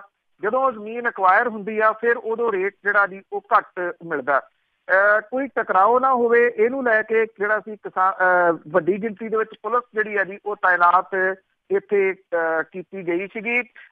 ਜਿਹੜੀ ਨਿਸ਼ਾਨਦੇਹੀ ਬਾਅਦ ਦੇ ਵਿੱਚ ਕੀਤੀ ਇਹਨਾਂ ਨੇ ਉਹਦੇ ਵਿੱਚ ਇੱਕ ਸਮਝੌਤਾ ਕਰਕੇ ਕੀਤੀ, ਜਿਹਦੇ ਵਿੱਚ ਇਹ ਲਿਖਿਆ ਗਿਆ ਕਿ ਸਿਰਫ ਨਿਸ਼ਾਨਦੇਹੀ ਕੀਤੀ ਜਾ ਰਹੀ ਆ, ਕਿਸੇ ਜ਼ਿਮੀਂਦਾਰ ਕੋਲੋਂ ਕਬਜ਼ਾ ਨਹੀਂ ਲਿਆ ਗਿਆ। ਸਿਰਫ ਬੁਰਜੀਆਂ ਜਿਹੜੀਆਂ ਜੀ ਉਹ ਨੈਸ਼ਨਲ ਹਾਈਵੇ ਦੇ ਵੱਲੋਂ ਲਾਈਆਂ ਗਈਆਂ ਨੇ ਔਰ ਇਸ ਜ਼ਮੀਨ ਨੂੰ ਨੈਸ਼ਨਲ ਹਾਈਵੇ ਦੇ ਨਾ ਬਿਨਾਂ ਕਮੇਟੀ ਦੇ ਧਿਆਨ ਦੇ ਵਿੱਚ ਲਿਆਂਦੇ ਟਰਾਂਸਫਰ ਜਿਹੜਾ ਜੀ ਉਹ ਨਹੀਂ ਕੀਤਾ ਜਾਊਗਾ। ਇਹ ਮਾਮਲਾ ਅਜੇ ਜਿਹੜਾ ਜੀ ਤੁਸੀਂ ਕਹਿ ਲਓ ਕਿ ਲਾਂਘੇ ਵਾਲਾ ਇਹ ਜ਼ਮੀਨੀ ਨਿਸ਼ਾਨਦੇਹੀ ਦੇ ਉੱਤੇ ਟਿਕਿਆ ਹੋਇਆ। ਹੁਣ ਇਹਦੇ ਸੰਬੰਧੀ ਨੋਟਿਸ ਜਿਹੜਾ ਜੀ ਜਾਰੀ ਹੋਊਗਾ, ਫਿਰ ਅਕਵਾਇਰ ਜਿਹੜੀ ਆ ਜੀ ਉਹ ਜ਼ਮੀਨ ਕੀਤੀ ਜਾਊਗੀ। ਕਦੋਂ, ਕਿੰਨਾ ਸਮਾਂ ਲੱਗੂਗਾ ਇਹਦਾ ਕੁਝ ਅਜੇ ਨਹੀਂ ਜਿਹੜਾ ਜੀ ਉਹ ਪਤਾ। ਹਾਂ, ਇੰਨਾ ਜ਼ਰੂਰ ਹੈ ਕਿ ਨਿਸ਼ਾਨਦੇਹੀ ਜ਼ਰੂਰ ਹੋ ਗਈ ਹੈ ਇਸ ਸਮਝੌਤੇ ਤੋਂ ਬਾਅਦ। ਜੀ ਤੇ ਸਰੋਤੇ ਅਸੀਂ ਇੱਕ ਬ੍ਰੇਕ ਲੈਂਦੇ ਹਾਂ, ਬ੍ਰੇਕ ਤੋਂ ਬਾਅਦ ਵਾਪਸ ਆਵਾਂਗੇ। ਜੇ ਤੁਹਾਡੇ ਵੀ ਕੋਲ ਵੀ ਕੋਈ ਸਵਾਲ ਆ ਤਾਂ ਤੁਸੀਂ ਉਹ ਕਰ ਸਕੋਗੇ ਬਲਤੇਜ ਪੰਨੂ ਹੋਰਾਂ ਨੂੰ। 408 272 5200 ਸਟੂਡੀਓ ਦਾ ਫੋਨ ਨੰਬਰ ਹੈ। ਆਉਣੇ ਇੱਕ ਛੋਟੀ ਜਿਹੀ ਬ੍ਰੇਕ ਤੋਂ ਬਾਅਦ ਪੰਜਾਬੀ ਰੇਡੀਓ USA ਸੁਣ ਰਹੇ ਸਾਰੇ ਸਰੋਤਿਆਂ ਦਾ ਇੱਕ ਵਾਰੀ ਫਿਰ ਸਵਾਗਤ ਕਰਦੇ ਹਾਂ। ਤੁਸੀਂ ਜੁੜੇ ਹੋ ਪੰਜਾਬੀ ਰੇਡੀਓ USA ਨਾਲ ਪ੍ਰੋਗਰਾਮ ਖਬਰ ਤੇ ਨਜ਼ਰ। ਇਸ ਹਿੱਸੇ ਦੇ ਵਿੱਚ ਜੇ ਤੁਹਾਡੇ ਕੋਲ ਕੋਈ ਵੀ ਸਵਾਲ ਆ ਤਾਂ ਤੁਸੀਂ ਸਵਾਲ ਕਰ ਸਕਦੇ ਹੋ। 408272 5200 ਸਟੂਡੀਓ ਦਾ ਫੋਨ ਨੰਬਰ ਹੈ। ਅਤੇ ਜੀ ਸਭ ਤੋਂ ਪਹਿਲਾਂ ਤੁਹਾਨੂੰ ਦੱਸ ਦਈਏ ਕਿ ਜਿਸ ਤਰ੍ਹਾਂ ਕੈਨੇਡਾ ਦੇ ਵਿੱਚ ਇਲੈਕਸ਼ਨ ਹੋ ਰਹੀ ਸੀ ਜੀ ਬਰਨਬੀ ਦੇ ਵਿੱਚ, ਸਾਊਥ ਬਰਨਬੀ ਦੇ ਵਿੱਚ, ਅਤੇ NDP ਦੇ ਆਗੂ ਜਗਮੀਤ ਸਿੰਘ ਉੱਥੇ ਖੜ੍ਹੇ ਸੀਗੇ। ਉਹ ਜੇਤੂ ਹੋ ਗਏ ਨੇ ਜੀ, ਜਿੱਤ ਗਏ ਨੇ। ਬਹੁਤ ਬਹੁਤ ਮੁਬਾਰਕ ਉਹਨਾਂ ਨੂੰ। ਅੱਜ ਇਹਨਾਂ ਨੇ ਸਵਾਲ ਕੀਤੇ ਸੀ, ਸੁਣ ਲਿਆ ਹੋਣਾ ਆ ਉਹਨਾਂ ਨੇ ਕਿ ਉਹ ਉੱਥੋਂ ਜੇਤੂ ਹੋ ਚੁੱਕੇ ਆ। ਅਤੇ ਇਸ ਪੜਾਅ ਦੇ ਵਿੱਚ ਤੁਹਾਡੇ ਸਵਾਲ ਹੋਣਗੇ ਜੀ। 4082725200 ਸਾਡੇ ਨਾਲ ਦੁਬਾਰਾ ਜੁੜ ਚੁੱਕੇ ਨੇ। ਬਲਤੇਜ ਪੰਨੂ ਜੀ, ਇੱਕ ਵਾਰ ਫਿਰ ਸਵਾਗਤ ਹੈ ਜੀ। ਮਿਹਰਬਾਨੀ ਜੀ, ਧੰਨਵਾਦ। ਹਾਂਜੀ, ਮਹਿੰਦਰ ਸਿੰਘ ਜੀ ਫਰੈਜ਼ਨੋ ਤੋਂ, ਸਤਿ ਸ਼੍ਰੀ ਅਕਾਲ। ਸਤਿ ਸ੍ਰੀ ਅਕਾਲ ਜੀ। ਸਤਿ ਸ਼੍ਰੀ ਅਕਾਲ। ਪੰਨੂ ਸਾਹਿਬ, ਆ ਜਿਹੜਾ ਪੁਲਵਾਮਾ 'ਚ ਜਿਹੜਾ ਹਮਲਾ ਹੋਇਆ ਬੜਾ ਇਹ ਮੰਦਭਾਗਾ ਆ, ਪਰ ਇਸ ਤੋਂ ਇਹ ਬਿੱਟੀ ਇਹ ਕਹਿ ਰਹੇ ਸੀ ਕੋਈ ਆਦਿਕ ਜਾਂ ਆਦਿਲ ਨਾਮ ਦਾ ਇੱਥੇ ਲੋਕਲੀ ਬੰਦਾ ਆ ਤੇ ਇਹਨਾਂ ਨੇ ਨਾਮ ਪਾਕਿਸਤਾਨ ਦਾ ਲਾ ਦਿੱਤਾ, ਪਰ ਉੱਥੇ ਜੈਸ਼ ਵਾਲੇ ਕਹਿੰਦੇ ਅਸੀਂ ਕੀਤਾ ਹੋਇਆ। ਤੇ ਮੋਦੀ ਸਾਹਿਬ ਕਹਿੰਦੇ ਸਰਜੀਕਲ ਸਟਰਾਈਕ ਕਰਕੇ ਮੈਂ ਲੱਕ ਤੋੜ ਦਿੱਤਾ, ਹੁਣ ਨਾਨੀ ਯਾਦ ਆ ਗਈ ਪਾਕਿਸਤਾਨ ਨੂੰ। ਹੁਣ ਮੈਂ ਇਹ ਪੁੱਛਦਾ ਵੀ ਨਾਨੀ ਤੇ ਉਹਨਾਂ ਨੂੰ ਭੁੱਲ ਕਿਵੇਂ ਗਈ ਆ? ਦੂਸਰਾ, ਤੁਸੀਂ ਅੱਜ ਹੋਰ ਕਿਹਾ ਉੱਥੇ ਸਰਜੀਕਲ ਸਟਰਾਈਕ ਜਾਂ ਹੋਰ ਹਮਲੇ ਕੀਤੇ ਆ, ਕੀ ਇਹ ਹਮਲੇ ਨਾਲ ਕਸ਼ਮੀਰ ਦਾ ਹੱਲ ਹੋ ਜਾਊਗਾ ਜਿਹੜੇ ਪ੍ਰਚਾਰ ਕਰਦੇ ਆ? ਇਹ ਮੇਰਾ ਸਵਾਲ ਹੈ, ਦੱਸਿਓ ਜਰਾ ਇਹਦੇ ਬਾਰੇ। ਥੈਂਕ ਯੂ ਜੀ। ਦੇਖੋ, ਜਿਹੜੇ ਅੱਜ ਹਮਲੇ ਹੋਏ ਇਹਦੇ ਉੱਤੇ ਅਜੇ ਕੋਈ ਆਫੀਸ਼ੀਅਲ ਬਿਆਨ ਜਿਹੜਾ ਜੀ ਉਹ ਨਹੀਂ ਆਇਆ ਪ੍ਰਧਾਨ ਮੰਤਰੀ ਦਾ, ਕੀ ਕਿਸੇ ਦਾ ਵੀ ਅਜੇ ਸਰਕਾਰੀ ਤੌਰ ਦੇ ਉੱਤੇ ਕੋਈ ਜਿਹੜਾ ਜੀ ਉਹ ਬਿਆਨ ਨਹੀਂ ਆਇਆ। ਮੈਂ ਜਦੋਂ ਤੁਹਾਨੂੰ ਡਿਟੇਲ ਦੱਸੀ ਉਹਦੇ ਵਿੱਚ ਵੀ ਦੱਸਿਆ ਸੀਗਾ ਜੀ ਕਿ ਹੁਣ ਜਿਹੜੀ ਇੰਨੀ ਖਬਰ ਆ ਰਹੀ ਆ ਕਿ ਜਿਹੜੀ ਮੀਟਿੰਗ ਹੋ ਰਹੀ ਸੀ ਪ੍ਰਧਾਨ ਮੰਤਰੀ ਨਿਵਾਸ ਦੇ ਉੱਤੇ ਉਹ ਸਮਾਪਤ ਹੋਈ ਹੈ। ਉਹ ਆ ਲੈਣ ਦਿਓ ਕੋਈ ਜਿਹੜਾ ਜੀ ਉਹ ਬਿਆਨ ਸਰਕਾਰੀ ਤੌਰ ਦੇ ਉੱਤੇ ਆ ਜਾਏ, ਫਿਰ ਉਸ ਤੋਂ ਬਾਅਦ ਆਪਾਂ ਇਹਦੇ ਉੱਤੇ ਜਿਹੜਾ ਜੀ ਡਿਸਕਸ ਕਰ ਲਾਂਗੇ। ਇਹ ਅਜੇ ਸੂਚਨਾ ਦੇ ਹਵਾਲੇ ਦੇ ਨਾਲ ਸਾਰੀਆਂ ਜਿਹੜੀਆਂ ਜੀ ਉਹ ਖਬਰਾਂ ਚੱਲ ਰਹੀਆਂ ਨੇ, ਜਿਹੜੀਆਂ ਇੰਡੀਅਨ ਏਅਰਫੋਰਸ ਦਾ ਅੱਜ ਜਿਹੜਾ ਹਮਲਾ ਕੀਤਾ ਗਿਆ ਅੱਤਵਾਦੀ ਕੈਂਪਾਂ 'ਤੇ। ਜੀ ਜੀ ਬਿਲਕੁਲ। ਥੋੜ੍ਹੀ ਦੇਰ ਬਾਅਦ ਵੈਸੇ ਕੁਛ ਨਾ ਕੁਛ ਜਿਹੜਾ ਇਸ ਦਾ ਜ਼ਰੂਰ ਆਊਗਾ, ਕਿਉਂਕਿ ਹਜੇ ਸੋਸ਼ਲ ਮੀਡੀਆ 'ਤੇ ਵੀ ਬਹੁਤ ਜ਼ਿਆਦਾ ਇਹਦੀ ਖਬਰ ਨਹੀਂ ਹੈਗੀ। ਦੱਬੀਆਂ ਘੁੱਟੀਆਂ ਜਿਹੜੀਆਂ ਖਬਰਾਂ ਆ ਉਹ ਆ ਰਹੀਆਂ ਹਜੇ ਕਿ ਇਹ ਹਮਲਾ ਹੋ ਗਿਆ ਆ। ਅਗਲੇ ਕਾਲਰ ਲੈਣ ਤੋਂ ਪਹਿਲਾਂ ਇਹ ਜੇ ਉਹ ਵੀ ਉੱਧਰੋਂ ਹਮਲਾ ਕਰਦੇ ਆ ਤਾਂ ਕੀ ਪੰਜਾਬ ਵੱਲ ਨੂੰ ਆਊਗਾ ਹਮਲਾ ਉਹਨਾਂ ਦਾ? ਇਸ ਤਰ੍ਹਾਂ ਹੈ ਜੀ, ਜਿਹੜੀ ਜੇ ਆਪਾਂ ਤੁਸੀਂ ਕਿਉਂਕਿ ਜੇ ਤੁਸੀਂ ਜੰਗ ਵੱਲ ਇਸ਼ਾਰਾ ਕਰ ਰਹੇ ਹੋ ਤਾਂ ਇਸ ਤਰ੍ਹਾਂ ਦੀ ਗੱਲ ਨਹੀਂ ਜਿਹੜੀ ਜੀ ਉਹ ਜਾਪਦੀ, ਕਿਉਂਕਿ ਜੰਗ ਦੇ ਵਾਸਤੇ ਇਹ ਹੈ ਜੀ ਕਿ ਉਹਦੀ ਜਿਹੜੀ ਪ੍ਰੈਪਰੇਸ਼ਨ ਹੈ, ਬਹੁਤ ਸਾਰੇ ਆਪਣੇ ਪ੍ਰੋਗਰਾਮ ਨੂੰ ਜਿਹੜੇ ਸਾਬਕਾ ਹੈਗੇ ਨੇ ਜੀ ਫੌਜੀ ਉਹ ਸੁਣਦੇ ਨੇ, ਰਿਟਾਇਰਡ ਨੇ, ਉਹ ਮੇਰੀ ਗੱਲ ਨਾਲ ਸ਼ਾਇਦ ਸਹਿਮਤ ਹੋਣਗੇ। ਇਹ ਟੇਕਸ ਮੰਥ, 3 ਮਹੀਨੇ 4 ਮਹੀਨੇ ਘੱਟੋ ਘੱਟ ਜਿਹੜਾ ਜੀ ਉਹ ਲੱਗਦੇ ਆ। ਜਿਹੜੀ ਹਿਲਜੁਲ ਦਾ ਮੈਂ ਜ਼ਿਕਰ ਕੀਤਾ ਜੀ ਉਹ ਹਿਲਜੁਲ ਹੈ। ਜਿਹੜੀ ਜੰਮੂ ਕਸ਼ਮੀਰ ਦੇ ਵਿੱਚ ਜਿਹੜੇ ਲਾਏ ਗਏ ਆ ਜੀ ਉਹ ਪੈਰਾਮਿਲਟਰੀ ਫੋਰਸਿਸ ਵਧਾਈਆਂ ਗਈਆਂ ਨੇ, ਮਿਲਟਰੀ ਨਹੀਂ ਲਾਈ ਗਈ ਕਿਸੇ ਜਗ੍ਹਾ ਦੇ ਉੱਤੇ। ਕੋਈ ਸਰਹੱਦ ਦੇ ਉੱਤੇ ਕਿਸੇ ਕਿਸਮ ਦੀ ਮਿਲਟਰੀ ਨਹੀਂ ਹੈ ਜੀ, ਨਾ ਇਸ ਪਾਸੇ ਨਾ ਪਾਕਿਸਤਾਨ ਵਾਲੀ ਸਾਈਡ ਦੇ ਉੱਤੇ ਜੀ, ਕਿਉਂਕਿ ਇਹ ਹਮਲਾ ਇਹਨਾਂ ਨੇ ਕਿਸੇ ਜਿਹੜੇ ਸਿਵਿਲੀਅਨ ਜਿਹੜੇ ਨੇ ਉਹਨਾਂ ਦੇ ਉੱਤੇ ਨਹੀਂ ਕੀਤਾ ਜੀ। ਮੈਂ ਉਹਦੇ ਵਿੱਚ ਵੀ ਦੱਸਿਆ ਸੀ ਖਬਰ, ਜਿਹੜੇ ਚੈਨਲ ਨੇ ਪਾਕਿਸਤਾਨ ਦੇ ਨਿਊਜ਼ ਚੈਨਲ ਉਹ ਵੀ ਇਹ ਕਹਿ ਰਿਹਾ ਕਿ ਜੇ ਇਹ ਹਮਲਾ ਸਿਵਿਲੀਅਨ ਦੇ ਉੱਤੇ ਹੁੰਦਾ ਤੇ ਫਿਰ ਇਹ ਉਹਨਾਂ ਨੇ ਹੋਰ ਤਰੀਕੇ ਨਾਲ ਜਿਹੜਾ ਜੀ ਉਹ ਕਰਨਾ ਸੀਗਾ। ਅਜੇ ਪਾਕਿਸਤਾਨ ਦੀ ਤਰਫੋਂ ਵੀ ਕੋਈ ਆਫੀਸ਼ੀਅਲ ਤੌਰ ਦੇ ਉੱਤੇ ਇਹਦੇ ਉੱਤੇ ਰਿਐਕਸ਼ਨ ਜਿਹੜਾ ਜੀ ਉਹ ਨਹੀਂ ਆਇਆ। ਲੱਛੀ ਉਹ ਕੀ ਕਹਿੰਦੇ ਆ, ਨਹੀਂ ਹਮਲਾ ਏਦਾਂ ਦੀ ਕੋਈ ਗੱਲਬਾਤ ਜਿਹੜੀ ਜੀ ਉਹ ਨਹੀਂ ਨਜ਼ਰ ਆਉਂਦੀ, ਨਾ ਏਦਾਂ ਦੇ ਹੋਣ ਦੇ ਕੋਈ ਚਾਂਸਸ ਜਿਹੜੇ ਉਹ ਲੱਗਦੇ ਹੈ ਜੀ। ਅਗਲੇ ਕਾਲਰ ਨੇ ਸਰਬਜੀਤ ਜੀ, ਸਤਿ ਸ਼੍ਰੀ ਅਕਾਲ। ਹੈਲੋ, ਹਾਂਜੀ ਭੈਣ ਜੀ, ਸਤਿ ਸ਼੍ਰੀ ਅਕਾਲ ਸਾਰਿਆਂ ਨੂੰ। ਸਤਿ ਸ਼੍ਰੀ ਅਕਾਲ ਜੀ। ਪੰਨੂ ਭਾਈ, ਮੇਰੇ 2-3 ਸਵਾਲ ਨੇ। ਪਹਿਲਾ ਸਵਾਲ ਇਹ ਆ ਕਿ ਮਤਲਬ ਜੋ ਹੁਣ ਵਿਧਾਨ ਸਭਾ ਦੇ ਵਿੱਚ ਹੋਇਆ ਤੇ ਕੋਈ ਉਹਦੇ ਵਿੱਚ ਕੋਈ ਏਦਾਂ ਦਾ ਕੋਈ ਪੰਜਾਬ ਲਈ ਮਤਾ ਨਹੀਂ ਪਾਸ ਹੋਇਆ ਕਿ ਹਾਂ ਵੀ ਜਿਹਦੇ ਲਈ ਕਿ ਪੰਜਾਬ ਨੂੰ ਕਿੰਨਾ ਇਸ ਵੇਲੇ ਡੂੰਘਾਈ ਦੇ ਵਿੱਚ ਚਲ ਗਿਆ, ਕਰਜ਼ੇ ਹੇਠਾਂ ਜਾ ਰਿਹਾ ਪੰਜਾਬ, ਹਰੇਕ ਵਾਰੀ, ਹਰੇਕ ਸਾਲ ਕਿ ਹਰੇਕ ਮਹੀਨੇ ਜਾ ਰਿਹਾ ਥੱਲੇ ਨੂੰ। ਤੇ ਉਹਦੇ ਬਾਰੇ ਨਹੀਂ ਇਹ ਕਦੀ ਮਜੀਠੀਆ ਤੇ ਸਾਹਿਬ ਹੁਣ ਇਹ ਦੋਨੇ ਜੇ ਇਹਨਾਂ ਨੂੰ ਇਹ ਲੜਾਈ ਦਾ ਇਹਨਾਂ ਨੂੰ ਝਟਕਾ ਹੈਗਾ ਆ ਤੇ ਉੱਥੇ ਰੈਸਲਿੰਗ ਨਾਲ ਇਹਨਾਂ ਦੀ ਕਰਾ ਦਈਏ ਕਿ ਹਾਂ ਵੀ ਚਲੋ ਤੁਸੀਂ ਦੋਨੀਆਂ ਰੈਸਲਿੰਗ ਕਰੋ ਇੱਥੇ ਆ ਕੇ। ਤੇ ਇੱਕ ਇਹਦੇ ਬਾਰੇ ਦੱਸਿਓ। ਦੂਜਾ ਦੱਸਿਓ ਕਿ ਮਤਲਬ ਜਿਹੜਾ ਇਹ ਹੋ ਰਿਹਾ ਆ ਆਪਣੇ ਬਾਰਡਰਾਂ ਦੇ ਉੱਪਰ ਆਏ ਦਿਨ ਕੋਈ ਅੱਤਵਾਦ ਕਦੇ ਕਿਤੇ ਆ ਰਿਹਾ ਆ, ਕਦੀ ਕਿਤੇ ਮਤਲਬ ਆ ਰਿਹਾ ਆ, ਉਹ ਤਾਂ ਗਲਤ ਗੱਲ ਆ ਜੀ। ਤਾਂ ਇਹਦੇ ਨਾਲ ਜਿਹੜਾ ਆਪਣਾ ਕਿਤਾਬ ਹੋਣਾ ਦਾ ਲਾਂਘਾ, ਇਹਦੇ ਤੇ ਕੋਈ ਇਫੈਕਟ ਤਾਂ ਨਹੀਂ ਪਊਗਾ ਕਿ ਮਤਲਬ ਜੋ ਸ਼ੰਕੇ ਜਤਾਏ ਜਾ ਰਹੇ ਆ ਕਿ ਇਹਦੇ ਤੇ ਜ਼ਿਆਦਾ ਇਫੈਕਟ ਪੈਣ ਦੀ ਸੰਭਾਵਨਾ? ਤੀਜਾ, ਜੋ ਸੈਂਟਰ ਦੇ ਵਿੱਚ ਇਸ ਵੇਲੇ ਹੈਗਾ, ਹਰੇਕ ਚੀਜ਼ ਨੂੰ ਨੱਪੀ ਜਾਂਦੇ ਆ ਕਿ ਮਤਲਬ ਨਾ ਕਿਸੇ ਪੱਤਰਕਾਰ ਨੂੰ ਬੋਲਣ ਦੇ ਰਹੇ ਆ। ਜੇ ਕੋਈ ਪੱਤਰਕਾਰ ਬੋਲਦਾ ਤੇ ਉਹਨੂੰ ਖੁੱਡੇ ਲੈਣ ਲਾ ਦਿੰਦੇ ਆ, ਜੇ ਕੋਈ ਗੱਲ ਵੀ ਕਰਨੀ ਚਾਹੁੰਦਾ ਤਾਂ ਵੀ ਆ। ਤੇ ਇੱਕ ਤਰ੍ਹਾਂ ਦਾ ਮਤਲਬ ਮਾਹੌਲ ਥੋੜਾ ਕੁ ਡਿਫਰੈਂਟ ਜਿਹਾ ਬਣਾ ਕੇ ਰੱਖਿਆ ਨਾ ਬੀਜੇਪੀ ਵਾਲੇ। ਇਹਦਾ ਵਿਧਾਨ ਸਭਾ ਦਾ ਮੈਂ ਪਹਿਲਾਂ ਵੀ ਜਿਹੜਾ ਜੀ ਉਹ ਕਵਰ ਕਰ ਹੀ ਦਿੱਤਾ, ਉਹਦੇ ਵਿੱਚ ਕਿ ਕੀ ਕੁਛ ਹੈ ਉਹਨੂੰ ਰਿਪੀਟ ਕਰੀ ਜਾਂਦਾ, ਕੋਈ ਆਈਡੀਆ ਨਹੀਂ ਜੀ। ਉਹੀ ਗੱਲ ਮੈਂ ਕਹੀ ਵੀ ਅਖਾੜੇ 'ਚ ਲੜ ਲੈਣ ਆ ਕੇ। ਜਿਹੜਾ ਸਰਹੱਦ ਦੇ ਉੱਤੇ ਤਣਾਅ ਆ ਜੀ, ਦੇਖੋ ਅਜੇ ਤੱਕ ਇਹਦੇ ਵਿੱਚ ਕਰਤਾਰਪੁਰ ਵਾਲੇ ਲਾਂਘੇ ਦਾ ਜਿਹੜਾ ਉਹ ਜ਼ਿਕਰ ਨਹੀਂ ਗਾ, ਕਿਉਂਕਿ ਇੱਥੇ ਜਿੱਦਾਂ ਹੁਣ ਅੱਜ ਇਹ ਸਟਰਾਈਕ ਜਿਹੜੀ ਉਹ ਹੋਈ ਆ, ਜਿਹਨੂੰ ਸਟਰਾਈਕ ਕਿਹਾ ਜਾ ਰਿਹਾ, ਇਹ ਐਲਾਨ ਕੀਤਾ ਜਾਊਗਾ। ਔਰ ਕਿਉਂਕਿ ਸੰਭਾਵੀ ਰੂਪ ਦੇ ਵਿੱਚ 6 ਜਾਂ 7 ਮਾਰਚ ਨੂੰ ਇਲੈਕਸ਼ਨਾਂ ਦਾ ਐਲਾਨ ਜਿਹੜਾ ਜੀ ਉਹ ਹੋ ਰਿਹਾ ਭਾਰਤ ਦੇ ਵਿੱਚ। ਇਹ ਹੁਣ ਤੁਰੰਤ ਕੀਤਾ ਜਾਊਗਾ, ਤੁਸੀਂ ਦੇਖਣਾ ਇਲੈਕਸ਼ਨਾਂ ਨੂੰ ਲੈ ਕੇ ਆ। ਇਸ ਕਰਕੇ ਕਿਉਂਕਿ ਜਿਹੜਾ ਕਰਤਾਰਪੁਰ ਦਾ ਲਾਂਘਾ ਹੈ, ਜੇ ਆਪਾਂ ਭਾਰਤ ਵਾਲੀ ਸਾਈਡ ਦੇ ਉੱਤੇ ਗੱਲ ਕਰੀਏ ਤਾਂ ਇਹ ਜਿਹੜਾ ਸਿੱਖ ਭਾਈਚਾਰੇ ਦੀਆਂ ਵੋਟਾਂ ਨੇ ਜਿਹੜੀਆਂ ਕਿ ਸਮੁੱਚੇ ਮੁਲਕ ਭਰ ਦੇ ਵਿੱਚ ਬਹੁਤ ਸਾਰੇ ਏਰੀਆਜ਼ ਦੇ ਵਿੱਚ ਜਿਹੜੀਆਂ ਹੈਗੀਆਂ ਨੇ, ਉਹਦੇ ਕਰਕੇ ਜਿਹੜਾ ਜੀ ਉਹ ਲਿਆ ਗਿਆ, ਇਹ ਸਟੈਪ ਲਿਆ ਗਿਆ ਸੀਗਾ। ਮੈਨੂੰ ਨਹੀਂ ਲੱਗਦਾ ਕਿ ਇਹਦੇ ਉੱਤੇ ਕੋਈ ਜਿਹੜਾ ਜੀ ਕੋਈ ਕਿੰਤੂ ਪਰੰਤੂ ਖੜਾ ਹੋਊਗਾ, ਕਿਉਂਕਿ ਉਹਨਾਂ ਨੂੰ ਇਹ ਪਤਾ ਹੈ ਕਿ ਜੇ ਇਹ ਰੁਕਦਾ ਆ ਕਰਤਾਰਪੁਰ ਲਾਂਘੇ ਵਾਲਾ ਕੰਮ ਤੇ ਫਿਰ ਜਿਹੜਾ ਜੀ ਉਹਦੇ ਨਾਲ ਉਹਨਾਂ ਵੋਟਾਂ ਦੇ ਉੱਤੇ ਅਸਰ ਪੈ ਸਕਦਾ। ਪਰ ਦੂਜਾ ਇਹਦਾ ਪੱਖ ਇਹ ਵੀ ਆ ਕਿ ਸੰਭਾਵੀ ਹੋ ਵੀ ਸਕਦਾ, ਕਿਉਂਕਿ ਜਿਵੇਂ ਬਾਰਡਰ ਦੇ ਉੱਤੋਂ ਵਪਾਰ ਰੁਕ ਗਿਆ, ਉੱਥੇ 1400 ਮਜ਼ਦੂਰ ਜਿਹੜਾ ਉਹ ਰੋਜ਼ ਜਿਹੜਾ ਕਮਾ ਕੇ ਖਾਂਦਾ ਸੀ, ਉਹਦੀ ਰੋਜ਼ੀ ਰੋਟੀ ਜਿਹੜੀ ਜੀ ਉਹ ਖਤਮ ਹੋ ਗਈ। ਇਹ ਆ ਕਿ ਜੇ ਇਹ ਰੋਕਣ ਦੇ ਨਾਲ ਬਹੁਤ ਗਿਣਤੀ ਦੀਆਂ ਵੋਟਾਂ ਹੋਰ ਵੱਧਦੀਆਂ ਹੋਈਆਂ ਤਾਂ ਫਿਰ ਰੁਕ ਵੀ ਸਕਦਾ ਜੀ, ਕਿਉਂਕਿ ਇਹ ਸਿਆਸੀ ਤੌਰ ਦੇ ਉੱਤੇ ਜਿਹੜੇ ਜੀ ਉਹ ਫੈਸਲੇ ਲਏ ਜਾਂਦੇ। ਅਜੇ ਤੱਕ ਕਿਸੇ ਜਗ੍ਹਾ ਵੀ ਜਿੰਨੀ ਵੀ ਗੱਲਬਾਤ ਚੱਲ ਰਹੀ ਹੈ, ਜਿੱਦਾਂ ਦਾ ਪੁਲਵਾਮਾ ਦੇ ਵਿੱਚ ਅਟੈਕ ਹੋਇਆ ਉਹਦੇ ਵਿੱਚ ਕਰਤਾਰਪੁਰ ਸਾਹਿਬ ਵਾਲੇ ਲਾਂਘੇ ਦਾ ਜ਼ਿਕਰ ਨਹੀਂ ਹੈਗਾ ਜੀ, ਅਜੇ ਤੱਕ ਨਹੀਂ ਹੈ ਜੀ। ਤੇ ਇੱਕ ਉਹ ਸੈਂਟਰ ਦੀ ਗੱਲ ਪੁੱਛਦੇ ਸੀਗੇ ਕਿ ਉੱਥੇ ਕਿਸੇ ਨੂੰ ਬੋਲਣ ਨਹੀਂ ਦਿੱਤਾ ਜਾਂਦਾ, ਖਬਰਾਂ ਵਾਲਿਆਂ ਨੂੰ ਬੋਲਣ ਨਹੀਂ ਦਿੱਤਾ ਜਾਂਦਾ। ਦੇਖੋ ਉਹ ਤਾਂ ਬਹੁਤਾ ਕੁਛ ਜਿਹੜਾ ਜੀ ਉਹ ਖਰੀਦ ਖਰੂਦ ਜਿਹੜਾ ਜੀ ਉਹ ਲਿਆ, ਪੱਤਰਕਾਰਾਂ ਦੇ ਉੱਤੇ ਹਮਲੇ ਜਿਹੜੇ ਵੀ ਹੋਏ, ਜਾਨ ਤੋਂ ਹੱਥ ਵੀ ਜਿਹੜਾ ਜੀ ਉਹ ਧੋਣੇ ਪਏ। ਇਹ ਤਾਂ ਅੱਜ ਇਹ ਸਟ੍ਰਾਈਕ ਜਿਹੜੀ ਆ ਜੀ ਉਹ ਹੋਈ ਆ, ਜਿਹਦੀ ਅਜੇ ਪੁਸ਼ਟੀ ਸਰਕਾਰੀ ਤੌਰ ਦੇ ਉੱਤੇ ਹੋਣੀ ਆ। ਜਿਹੜੇ ਚੈਨਲਾਂ ਵਾਲੇ ਆ ਉਹ ਤਾਂ ਕਈ ਦਿਨਾਂ ਦੀ ਜੰਗ ਲਾਈ ਬੈਠੇ ਆ। ਇੱਥੇ ਇਹ ਆ ਵੀ ਉਹ ਇੰਗਲਿਸ਼ ਦੀ ਇੱਕ ਕਹਾਵਤ ਆ, ਇਟਸ ਈਜ਼ਰ ਬਾਈ ਵੇ ਔਰ ਇਟਸ ਹਾਈਵੇ। ਜਾਂ ਤਾਂ ਤੁਸੀਂ ਉਹਨਾਂ ਦੀ ਗੱਲ ਜਿਹੜੀ ਆ ਜੀ ਉਹ ਬੋਲੋ ਤਾਂ ਜਿਹੜਾ ਜੀ ਉਹ ਠੀਕ ਹੈ, ਨਹੀਂ ਤਾਂ ਅਦਰਵਾਈਜ਼ ਫਿਰ ਤੁਹਾਡੀ ਟ੍ਰੋਲਿੰਗ ਵੀ ਹੁੰਦੀ ਆ।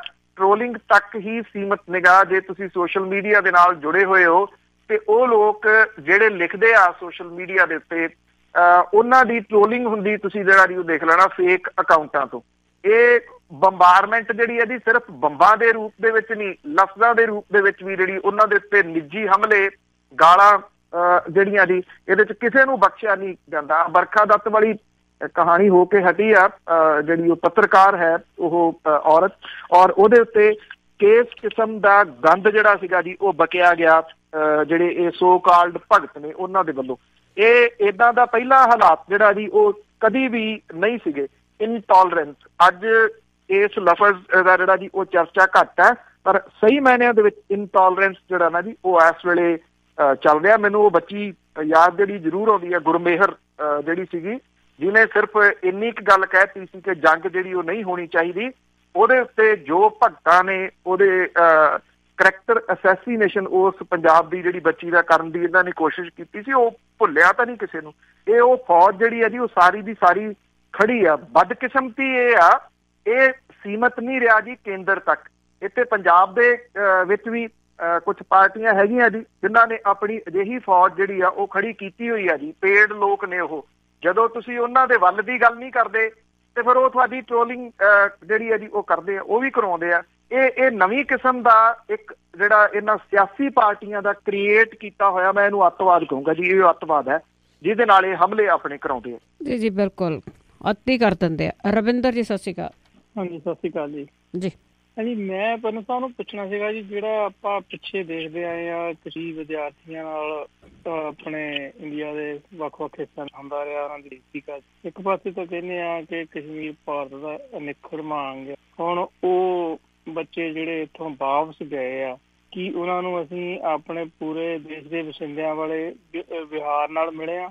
ਕੀ ਉਹਨਾਂ ਦੇ ਮਨ 'ਚ ਇਸ ਗੱਲ ਦੀ ਬੇਗਾਨਗੀ ਦੀ ਭਾਵਨਾ ਨਹੀਂ ਆਊਗੀ ਜਦੋਂ ਉਹਨਾਂ ਨੂੰ ਆਪਣੀ ਪੜ੍ਹਾਈ ਵਿੱਚੇ ਛੱਡ ਕੇ ਵਾਪਸ ਜਾਣਾ ਪਿਆ, ਜਿਹਦਾ ਕਿ ਕਹ ਲਓ ਕਿ ਆਪਣੇ ਫਿਊਚਰ ਦੇ ਉੱਤੇ ਕੁਐਸਚਨ ਮਾਰਕ ਲਾਤਾ? ਇਹਦੇ ਬਾਰੇ ਥੋੜਾ ਜਿਹਾ ਦੱਸੋ। Thank you. ਦੇਖੋ ਇਹਨਾਂ ਚੀਜ਼ਾਂ ਦਾ ਅਸਰ ਤਾਂ ਪੈਂਦਾ, ਵਿੱਚ ਕੋਈ ਸ਼ੱਕ ਨਹੀਂ। ਸੁਪਰੀਮ ਕੋਰਟ ਨੇ ਵੀ ਇਹਦੇ ਉੱਤੇ ਜਿਹੜਾ ਦੀ ਐਕਸ਼ਨ ਦੀ ਗੱਲ ਆਖੀ ਆ। ਉਹਨਾਂ ਨੇ ਰਾਜਾਂ ਨੂੰ ਨੋਟਿਸ ਜਾਰੀ ਕੀਤਾ ਜੀ ਕਿ ਕਸ਼ਮੀਰੀ ਜਿਹੜੇ ਨੇ ਉਹਨਾਂ ਦੀ ਸੁਰੱਖਿਆ ਦੇ ਵਾਸਤੇ ਉਹਨਾਂ ਦੀ ਸੁਰੱਖਿਆ ਜਿਹੜੀ ਜੀ ਉਹ ਯਕੀਨੀ ਬਣਾਈ ਜਾਵੇ। ਮੈਂ ਅੱਗੇ ਵੀ ਇੱਕ ਦਿਨ ਗੱਲ ਕੀਤੀ ਵੀ ਜਿਹੜਾ ਜੰਮੂ ਕਸ਼ਮੀਰ ਦੇ ਵਿੱਚ ਫੈਲਿਆ ਸਰਕਾਰੀ ਗੈਰ ਸਰਕਾਰੀ ਅੱਤਵਾਦ ਹੈ, ਉਹਦਾ ਅਸਰ ਵੇਖਣਾ ਹੋਵੇ ਤੇ ਇੱਥੇ ਪੰਜਾਬ ਦੇ ਵਿਆਹਾਂ ਦੀਆਂ ਪਾਰਟੀਆਂ ਦੇ ਵਿੱਚ ਤੁਸੀਂ ਵੇਟਰਸ ਦੇ ਰੂਪ ਦੇ ਵਿੱਚ ਦੇਖ ਸਕਦੇ ਹੋ ਜੀ। ਬਹੁਤ ਵੱਡੀ ਗਿਣਤੀ ਦੇ ਵਿੱਚ ਜਿਹੜੇ ਕਸ਼ਮੀਰੀ ਨੇ ਉਹ ਇੱਥੇ ਆ ਕੇ ਵੇਟਰ ਦਾ ਕੰਮ ਜਿਹੜਾ ਜੀ ਉਹ ਕਰਦੇ ਆ। ਚਲੋ ਕਮ ਸੇ ਕਮ ਸਾਨੂੰ ਇਸ ਪੱਖੋਂ ਤਾਂ ਸੁਰਖਰੂ ਜਿਹੜਾ ਜੀ ਉਹ ਹੋਣਾ ਚਾਹੀਦਾ ਕਿ ਅਸੀਂ ਉਹਨਾਂ ਲੋਕਾਂ ਦੇ ਵਿੱਚ ਸ਼ਾਮਲ ਨਹੀਂ ਜਿਹੜੇ ਹਮਲੇ ਜਿਹੜੇ ਜੀ ਘੱਟ ਗਿਣਤੀਆਂ ਦੇ ਉੱਤੇ ਕਰਦੇ ਰਹੇ ਨੇ। ਪੰਜਾਬ ਨੇ ਔਰ ਸਿੱਖ ਭਾਈਚਾਰੇ ਨੇ ਖਾਸ ਤੌਰ ਦੇ ਉੱਤੇ ਇੱਕ ਨਵੀਂ ਚੰਗੀ ਨਰੋਈ ਜਿਹੜੀ ਹੈ ਜੀ ਉਹ ਮਿਸਾਲ ਪੇਸ਼ ਕੀਤੀ ਆ। ਅੱਧਾ ਭਰਿਆ ਸੋਚ ਲਓ ਚਾਹੇ ਅੱਧਾ ਖਾਲੀ ਸੋਚ ਲਓ, ਆਪਾਂ ਅੱਧੇ ਖਾਲੀ ਦੀ ਗੱਲ ਕਰਨੀ ਛੱਡ ਕੇ ਆਪਾਂ ਅੱਧੇ ਭਰੇ ਵਾਲੀ ਜਿਹੜੀ ਜੀ ਉਹ ਦੇਖੀਏ। ਉਹਨਾਂ ਸੰਸਥਾਵਾਂ ਦੀ ਪਿੱਠ ਥਾਪੜਨੀ ਜਿਹੜੀ ਜੀ ਉਹ ਬਣਦੀ ਆ ਜਿਨ੍ਹਾਂ ਨੇ ਪੰਜਾਬ ਇਹਨਾਂ ਕਸ਼ਮੀਰੀਆਂ ਨੂੰ ਨਾ ਸਿਰਫ ਸੁਰੱਖਿਆ ਪ੍ਰੋਵਾਈਡ ਕੀਤੀ, ਉਹਨਾਂ ਦੀ ਰੋਟੀ ਪਾਣੀ ਦਾ ਇੰਤਜ਼ਾਮ ਵੀ ਕੀਤਾ ਤੇ ਉਹਨਾਂ ਨੂੰ ਸੁਰੱਖਿਅਤ ਉਹਨਾਂ ਦੇ ਘਰੀਂ ਵੀ ਜਿਹੜਾ ਜੀ ਉਹ ਪਹੁੰਚਾਇਆ। ਇਹ ਇੱਕ ਪੋਜ਼ਿਟਿਵ ਸਾਈਡ ਦੇਖੋ ਤੁਸੀਂ, ਬਾਕੀ ਛੱਡੋ। ਜੀ ਜੀ ਬਿਲਕੁਲ। ਇਸ ਟਾਈਮ ਤੇ ਜਿਹੜਾ ਚੰਗਾ ਸਟੈਂਡ ਹੈ ਜਿਹੜਾ ਸਿੱਖਾਂ ਨੇ ਉਹ ਲੈ ਲਿਆ। ਜਿਹੜਾ ਤੁਸੀਂ ਅੱਧੇ ਖਾਲੀ ਦੀ ਗੱਲ ਕੀਤੀ ਉਹ ਖਾਲੀ ਰਹਿਣੇ ਆ, ਉਹ ਕਦੀ ਭਰਨੇ ਨਹੀਂ। ਉਸ ਦੇ ਨਾਲ ਮੈਂ ਇੱਕ ਸਵਾਲ ਜ਼ਰੂਰ ਪੁੱਛਾਂਗੀ ਜਿਹੜਾ ਪਰਮਰਾਜ ਉਮਰਾ ਨੰਗਲ ਹੋਰਾਂ ਦਾ ਆ, ਉਹਨਾਂ ਦੇ ਉੱਤੇ ਜਿਸ ਤਰ੍ਹਾਂ ਹੋਰ ਲੋਕ ਵੀ ਆ ਰਹੇ ਆ, ਫਰਜ਼ੀ ਮੁਕਾਬਲੇ ਵਾਲੇ ਆ, ਤੇ ਕੁਛ ਕੁ ਸ਼ਾਇਦ ਜੇ ਔਰਤਾਂ ਵੀ ਬਾਹਰ ਆ ਜਾਣ, ਜੋ ਕੁਛ ਹੁੰਦਾ ਰਿਹਾ ਆ, ਤੇ ਕਿ ਫਿਰ ਕੀ ਚਾਂਸ ਹੈ ਇਹਨਾਂ ਦੇ? ਦੇਖੋ ਜਿਵੇਂ ਇੱਕ ਜਿਹੜੀ ਔਰਤ ਹੈ ਜੀ ਉਹਨੇ ਬੜੀ ਲੰਬੀ ਲੜਾਈ ਲੜੀ ਆ, ਜਿਹਦੇ ਹਸਬੈਂਡ ਨੂੰ ਮਾਰ ਦਿੱਤਾ ਗਿਆ ਸੀਗਾ ਜੀ ਚੁੱਕ ਕੇ ਘਰੋਂ, ਇਹ ਕਹਿ ਕੇ ਕਿ ਇਹ ਇੱਕ ਅੱਤਵਾਦੀ ਹੈ, ਜਦੋਂ ਕਿ ਉਹ ਵਿਅਕਤੀ ਬਾਅਦ ਦੇ ਵਿੱਚ ਜਿਉਂਦਾ ਜਿਹੜਾ ਜੀ ਮਿਲ ਗਿਆ ਸੀ, ਉਹਦੀ ਜਗ੍ਹਾ ਦੇ ਉੱਤੇ ਇਹਨੂੰ ਮਾਰ ਦਿੱਤਾ ਗਿਆ। ਇਹਨੇ ਹੌਸਲਾ ਤਾਂ ਜਿਹੜਾ ਜੀ ਉਹ ਕੀਤਾ। ਮੈਂ ਕੁਝ ਸਮਾਂ ਪਹਿਲਾਂ ਵੀ ਇੱਕ ਵਾਰੀ ਗੱਲ ਜਿਹੜੀ ਉਹ ਕੀਤੀ ਕਿ ਪੰਜਾਬ ਦੇ ਵਿੱਚੋਂ ਮਨੁੱਖੀ ਅਧਿਕਾਰਾਂ ਦੇ ਵਾਸਤੇ ਲੜਨ ਵਾਲੇ ਲੋਕ ਸੰਸਥਾਵਾਂ ਜਿਹੜੀਆਂ ਸੀਗੀਆਂ ਜੀ ਉਹ ਖਤਮ ਕਰ ਦਿੱਤੀਆਂ ਗਈਆਂ ਜੀ ਇੱਕ ਸਾਜ਼ਿਸ਼ ਦੇ ਤਹਿਤ। ਅੱਜ ਦੇ ਆਪਾਂ ਮਿਸਟਰ RS ਬੈਂਸ ਨੇ ਜੀ ਜਿਹੜੇ ਪੰਜਾਬ ਹਰਿਆਣਾ ਹਾਈ ਕੋਰਟ ਦੇ ਵਿੱਚ ਪ੍ਰੈਕਟਿਸ ਜਿਹੜੀ ਉਹ ਕਰਦੇ ਆ, ਉਹ ਜਿਹੜੇ ਅਜਿਹੇ ਕੇਸਾਂ ਦੇ ਵਾਸਤੇ ਤੁਸੀਂ ਕਹਿ ਲਓ ਕਿ ਦਿਸਦੇ ਹੁੰਦੇ ਕਿ ਇੱਕ ਮੰਝਪੁਰ ਨੇ ਜੀ ਉਹ ਥੋੜਾ ਜਿਹੜਾ ਲੜਦੇ ਨਜ਼ਰ ਆਉਂਦੇ ਆ, ਨਹੀਂ ਤਾਂ ਅਦਰਵਾਈਜ਼ ਪੰਜਾਬ ਦੇ ਲੋਕ, ਪੰਜਾਬ ਦੀਆਂ ਸੰਸਥਾਵਾਂ ਮਨੁੱਖੀ ਅਧਿਕਾਰਾਂ ਦੇ ਵਾਸਤੇ ਲੜਨ ਵਾਲੀਆਂ ਸੰਸਥਾਵਾਂ ਚੋਂ ਮੋਹਰੀ ਮੰਨੀਆਂ ਜਾਂਦੀਆਂ ਹੁੰਦੀਆਂ ਸੀਗੀਆਂ। ਔਰ ਇਹਦੇ ਵਿੱਚ ਇੱਕ ਨਾਮ ਜਿਹੜਾ ਜੀ ਉਹ ਬੜਾ ਰਿਸਪੈਕਟਡ ਲਿਆ ਜਾਂਦਾ, ਉਹ ਜਸਵੰਤ ਸਿੰਘ ਖਾਲੜਾ ਹੋਰਾਂ ਦਾ ਹੈ ਜੀ, ਜਿਨ੍ਹਾਂ ਨੇ ਆਪਣੀ ਜਾਨ ਦੀ ਪਰਵਾਹ ਨਾ ਕਰਦਿਆਂ ਕਿੰਨਾ ਕੁਝ ਜਿਹੜਾ ਜੀ ਉਸ ਟਾਈਮ ਦੇ ਉੱਤੇ ਕੱਢਿਆ ਸੀ, ਜਦੋਂ ਕਿ ਪੁਲਿਸ ਦੇ ਖਿਲਾਫ ਕੋਈ ਬੰਦਾ ਸਾਹ ਤੱਕ ਉੱਚੀ ਜਿਹੜਾ ਜੀ ਉਹ ਨਹੀਂ ਸੀ ਲੈਂਦਾ।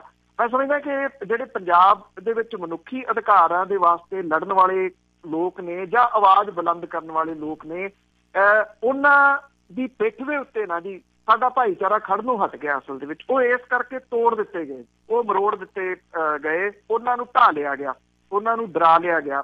ਇਸ ਕਰਕੇ ਜਿਹੜਾ ਜੀ ਇਹ ਸਾਰਾ ਕੁਝ ਹੋਇਆ, ਜਿਹਦੇ ਕਰਕੇ ਅੱਜ ਜਿਹੜਾ ਜੀ ਇਹ ਨਹੀਂ ਕਿਹਾ ਜਾ ਸਕਦਾ ਕਿ ਪੰਜਾਬ ਦੇ ਵਿੱਚ ਮਨੁੱਖੀ ਅਧਿਕਾਰਾਂ ਦੇ ਵਾਸਤੇ ਲੜਨ ਵਾਲੇ ਬਹੁਤ ਲੋਕ ਜਿਹੜੇ ਆ ਜੀ ਉਹ ਬੈਠੇ, ਬਲਕਿ ਲਗਭਗ ਇਹ ਪ੍ਰਜਾਤੀ ਤਾਂ ਖਾਤਮੇ ਦੇ ਕੰਢੇ ਦੇ ਉੱਤੇ ਜਿਹੜੀ ਉਹ ਪਹੁੰਚੀ ਪਈ ਹੈ, ਜਿਹਦੇ ਕਰਕੇ ਲੋਕਾਂ 'ਚ ਹੌਸਲਾ ਮੁੱਕ ਗਿਆ।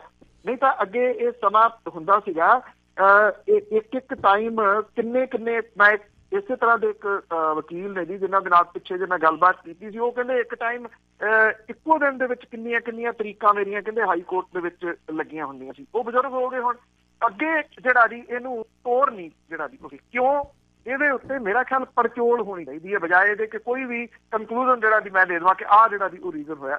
ਪਰ ਮੈਨੂੰ ਇਹ ਲੱਗਦਾ ਹੈ ਕਿ ਜਿਹੜਾ ਸਾਡਾ ਭਾਈਚਾਰਾ ਜਿਹੜਾ ਸੀਗਾ ਇਹ ਉਹਨਾਂ ਲੋਕਾਂ ਦੀ ਪਿੱਠ ਦੇ ਉੱਤੇ ਨਾ ਖੜੋਣੋਂ ਹਟ ਗਿਆ, ਕਿੰਤੂ ਪਰੰਤੂ ਮਹਿਜ਼ ਜਿਹੜਾ ਜੀ ਉਹ ਕਰਨ ਲੱਗ ਗਏ ਵੀ ਜੇ ਕੋਈ ਬੋਲਦਾ ਇਹਦੇ ਵਿੱਚ ਆਹ ਨੁਕਸ ਨੇ, ਅਸੀਂ ਪਹਿਲਾਂ ਉਹ ਨੁਕਸ ਜਿਹੜੇ ਜੀ ਉਹ ਕੱਢ ਲੈਂਦੇ ਹਾਂ। ਨੁਕਸ ਹਰੇਕ ਬੰਦੇ ਦੇ ਵਿੱਚ ਕੋਈ ਨਾ ਕੋਈ ਜਿਹੜਾ ਜੀ ਉਹ ਹੁੰਦਾ, ਉਹ ਛੱਡ ਕੇ ਨੁਕਸ ਜਿਹੜੇ ਆ ਜੇ ਉਹਦੇ ਜਿਹੜੇ ਗੁਣ ਹੈ ਉਹਨੂੰ ਜਿਹੜਾ ਜੀ ਉਹ ਅੱਗੇ ਰੱਖਿਆ ਜਾਵੇ। ਮੈਂ ਸਮਝਦਾ ਕਿ RS ਬੈਂਸ ਹੋਰਾਂ ਵਰਗੇ ਜਿਹੜੇ ਵਿਅਕਤੀ ਨੇ, ਅਜਿਹੇ ਲੋਕਾਂ ਦੀ ਕਮ ਸੇ ਕਮ ਪਿੱਠ ਥਾਪੜਨੀ ਸਾਡੀ ਜਿਹੜੀ ਜੀ ਇੱਕ ਮੋਰਲ ਰਿਸਪੋਂਸਿਬਿਲਿਟੀ ਬਣਦੀ ਹੈ। ਅਸੀਂ ਉਹਨਾਂ ਨੂੰ ਸ਼ਾਬਾਸ਼ੀ ਦੇ ਦਈਏ ਤਾਂ ਕਿ ਇਹ ਲੋਕ, ਉਹ ਦਬੇ ਕੁਚਲੇ ਲੋਕ ਜਿਹੜੇ ਸਰਕਾਰੀ ਤੰਤਰ ਦੇ ਜਿਹੜੇ ਜੀ ਉਹ ਦਬਾਏ ਹੋਏ ਨੇ, ਉਹਨਾਂ ਦੇ ਵਾਸਤੇ ਕਿਤੇ ਨਾ ਕਿਤੇ ਆਵਾਜ਼ ਜਿਹੜੀ ਥੋੜੀ ਜਿਹੜੀ ਉਹ ਬੁਲੰਦ ਹੋਵੇ। ਇਹ ਜਿਹੜੀ ਔਰਤ ਸਾਹਮਣੇ ਆਈ ਹੈ ਜੀ, ਇਹਦੀ ਕਮ ਸੇ ਕਮ ਇਸ ਪੱਖੋਂ ਇਸ ਪਰਿਵਾਰ ਦੀ ਪਿੱਠ ਥਾਪੜ ਕੇ ਤਾਂ ਕਿ ਜਿਹੜੇ ਪਰਿਵਾਰ ਇਹੋ ਜਿਹੇ ਨੇ ਉਹ ਮੂਹਰੇ ਆ ਸਕਣ। ਹੋਰ ਬਿਲਕੁਲ ਜੀ, ਬਹੁਤ ਕੁਛ ਵਾਕਿਆ ਹੀ ਬਹੁਤ ਕੁਛ ਜਿਹੜੇ ਆ ਲੋਕਾਂ ਦੀ ਲੋਕ ਬਦਲ ਗਏ ਆ ਜੀ, ਇਹਦੇ ਵਿੱਚ ਕੋਈ ਦੋ ਰਾਮ ਨੇ। ਪੌਲ ਜੀ ਸਤਿ ਸ਼੍ਰੀ ਅਕਾਲ। ਹੈਲੋ ਸਤਿ ਸ਼੍ਰੀ ਅਕਾਲ ਜੀ।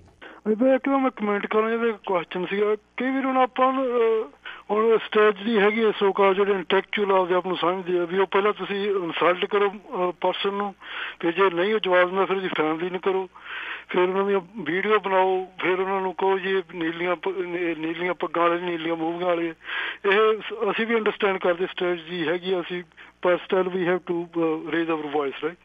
ਤੇ ਬਾਕੀ ਮੈਂ ਕਹਿੰਦਾ ਜਿਹੜਾ ਹੈਗਾ ਆਪਣਾ ਕਹਿੰਦੇ ਵੀ ਸਿੱਖਾਂ ਨੇ ਉਹਨਾਂ ਦੀ ਹੈਲਪ ਕੀਤੀ ਕਸ਼ਮੀਰੀਆਂ ਦੀ, ਆਪਾਂ ਹਰ ਇੱਕ ਉਹਨੂੰ ਹਿੰਦੂਆਂ ਨਾਲ ਤੋੜਨ ਦੀ ਕੋਸ਼ਿਸ਼ ਕਰਦੇ ਵੀ ਉਹ ਵੱਖਰੇ ਆ, ਹਿੰਦੂ ਵੱਖਰੇ ਆ, ਅਸੀਂ ਸਿੱਖ ਵੱਖਰੇ। ਇਹ ਸੋ ਇੱਦਾਂ ਨਹੀਂ ਇਹਨੂੰ ਰੀਬ੍ਰੈਂਡ ਕੀਤਾ ਜਾ ਸਕਦਾ ਵੀ ਇਹ ਸਿੱਖ ਤਾਂ ਹੀ ਹੈਲਪ ਕਰਦੇ ਤਾਂ ਕਿਉਂਕਿ ਹਿੰਦੂਆਂ ਦੀ ਇਹ ਪਾਰਟ ਹੈਗਾ। ਜੇ ਮੁਸਲਮਾਨਾਂ ਦਾ ਹੁੰਦਾ ਵੀ ਕੋਈ ਇਹਨਾਂ ਦੀ ਸਟ੍ਰੈਟਜੀ ਕੋਈ ਹੋਰ ਹੋਣੀ ਸੀ ਵੀ ਇਹ ਹਿੰਦੂ ਵੀ ਜਦੋਂ ਆਪਣੇ ਕੋਈ ਹਮਲਾ ਕਰਦਾ ਸੀ ਉਹਨੂੰ ਜਿੱਤ ਜਾਂਦੇ ਸੀ, ਫਿਰ ਵੀ ਉਹਨੂੰ ਕਹਿੰਦੇ ਚੱਲ ਤੂੰ ਜਾ ਭਾਈ, ਉਹ ਫਿਰ ਉਹ ਮੁੜ ਕੇ ਆਉਂਦੇ ਸੀ। ਵੀ ਆਪਾਂ ਨੂੰ ਨਿਖੇੜਨਾ ਉਹਨਾਂ ਨੂੰ ਚਾਹੀਦਾ ਕਿ ਆਪਾਂ ਨੂੰ ਉਹਨਾਂ ਦੇ ਵੀ ਜ਼ਰੂਰੀ ਹੈਗਾ ਵੀ ਆਪਾਂ ਨੂੰ ਨਿਖੇੜ ਕੇ ਦੇਖਿਆ ਜਾਣਾ ਚਾਹੀਦਾ, ਜਾਂ ਉਹਨਾਂ ਨੂੰ ਆਪਾਂ ਨੂੰ ਇਕੱਠੇ ਵੀ ਆਪਾਂ ਇਹਨੂੰ ਕਹਿ ਸਕਦੇ ਵੀ ਉਹ ਵੀ ਦੇਅਰ ਪਾਰਟ ਆਫ ਹਿੰਦੂਇਜ਼ਮ, ਆਪਾਂ ਨਾ ਫਰੈਕਚਰ ਪੈਦਾ ਕਰੀਏ। ਮੈਂ ਇਹੀ ਪੁੱਛਣਾ ਚਾਹੁੰਦਾ। ਥੈਂਕ ਯੂ ਜੀ, ਥੈਂਕ ਯੂ। ਨਹੀਂ, ਤੁਹਾਨੂੰ ਪ੍ਰੋਬਲਮ ਜਿਹੜੀ ਆ ਉਸ ਸਿੱਖਾਂ ਤੋਂ ਆ, ਮੁਸਲਿਮ ਤੋਂ ਆ, ਜਾਂ ਹਿੰਦੂਆਂ ਤੋਂ ਆ ਜੀ। ਹਿੰਦੂ ਮੁਸਲਿਮ ਸਿੱਖ ਦੀ ਤਾਂ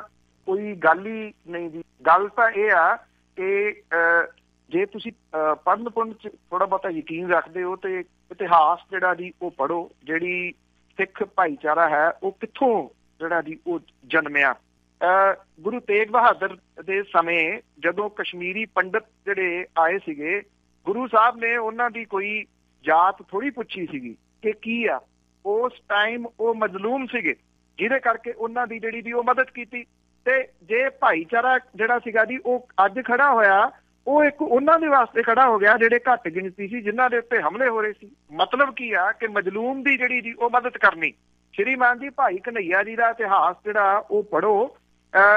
ਇਹ ਸਾਡੇ ਗੁਰੂਆਂ ਦੀ ਗ੍ਰੇਟ ਫਿਲਾਸਫੀ ਆ ਕਿ ਉਹ ਜਦੋਂ ਪਾਣੀ ਪਿਆਉਂਦੇ ਸੀਗੇ ਉਹ ਕਿਸੇ ਨੂੰ ਜਾਤ ਵੇਖ ਕੇ ਪਾਣੀ ਨਹੀਂ ਸੀ ਪਿਆਉਂਦੇ, ਲੋੜਵੰਦ ਨੂੰ ਪਿਆਉਂਦੇ ਸੀ। ਤੇ ਜੇ ਗੁਰੂ ਸਾਹਿਬ ਨੇ ਉਹਨਾਂ ਨੂੰ ਮਲਮ ਪੱਟੀ ਦੇ ਦਿੱਤੀ ਤੇ ਉਹਨਾਂ ਨੇ ਉਹ ਮਲਮ ਪੱਟੀ ਜਿਹੜੀ ਆ ਕਿਸੇ ਇੱਕ ਫਿਰਕੇ ਨੂੰ ਪੁੱਛ ਕੇ ਨਹੀਂ ਵੀ ਤੂੰ ਭਾਈ ਕਿਹੜੇ ਫਿਰਕੇ ਦੇ ਵਿੱਚੋਂ ਆ, ਮੈਂ ਤੇਰੀ ਮਲਮ ਪੱਟੀ ਕਰਾਂ, ਤੈਨੂੰ ਪਾਣੀ ਪਿਆਵਾਂ, ਉਹਦੀ ਜਿਹੜੀ ਸੀ ਉਹ ਕੀਤੀ। ਜੇ ਤੁਸੀਂ ਇਤਿਹਾਸ ਤੋਂ ਜਾਣੂ ਨਹੀਂ ਤੇ ਮੈਂ ਸਮਝਦਾ ਮੈਨੂੰ ਤੁਹਾਡੇ ਨਾਲ ਸਿਰ ਖਪਾਉਣ ਦਾ ਕੋਈ ਫਾਇਦਾ ਨਹੀਂ। ਜੇ ਤੁਸੀਂ ਇਹਦੇ ਵਿੱਚੋਂ ਵੀ ਧਰਮ ਲੱਭ ਰਹੇ ਹੋ ਕਿ ਕਿਹੜੇ ਧਰਮ ਨੂੰ ਛੱਡਤਾ, ਕਿਹੜੇ ਧਰਮ ਦੀ ਜਿਹੜੀ ਦੀ ਉਹ ਮਦਦ ਕਰਤੀ, ਇਹ ਤੁਹਾਡੀ ਜਿਹੜੀ ਹੈ ਜੀ ਉਹ ਸੁੰਗੜੀ ਹੋਈ ਸੋਚ ਹੋ ਸਕਦੀ ਆ।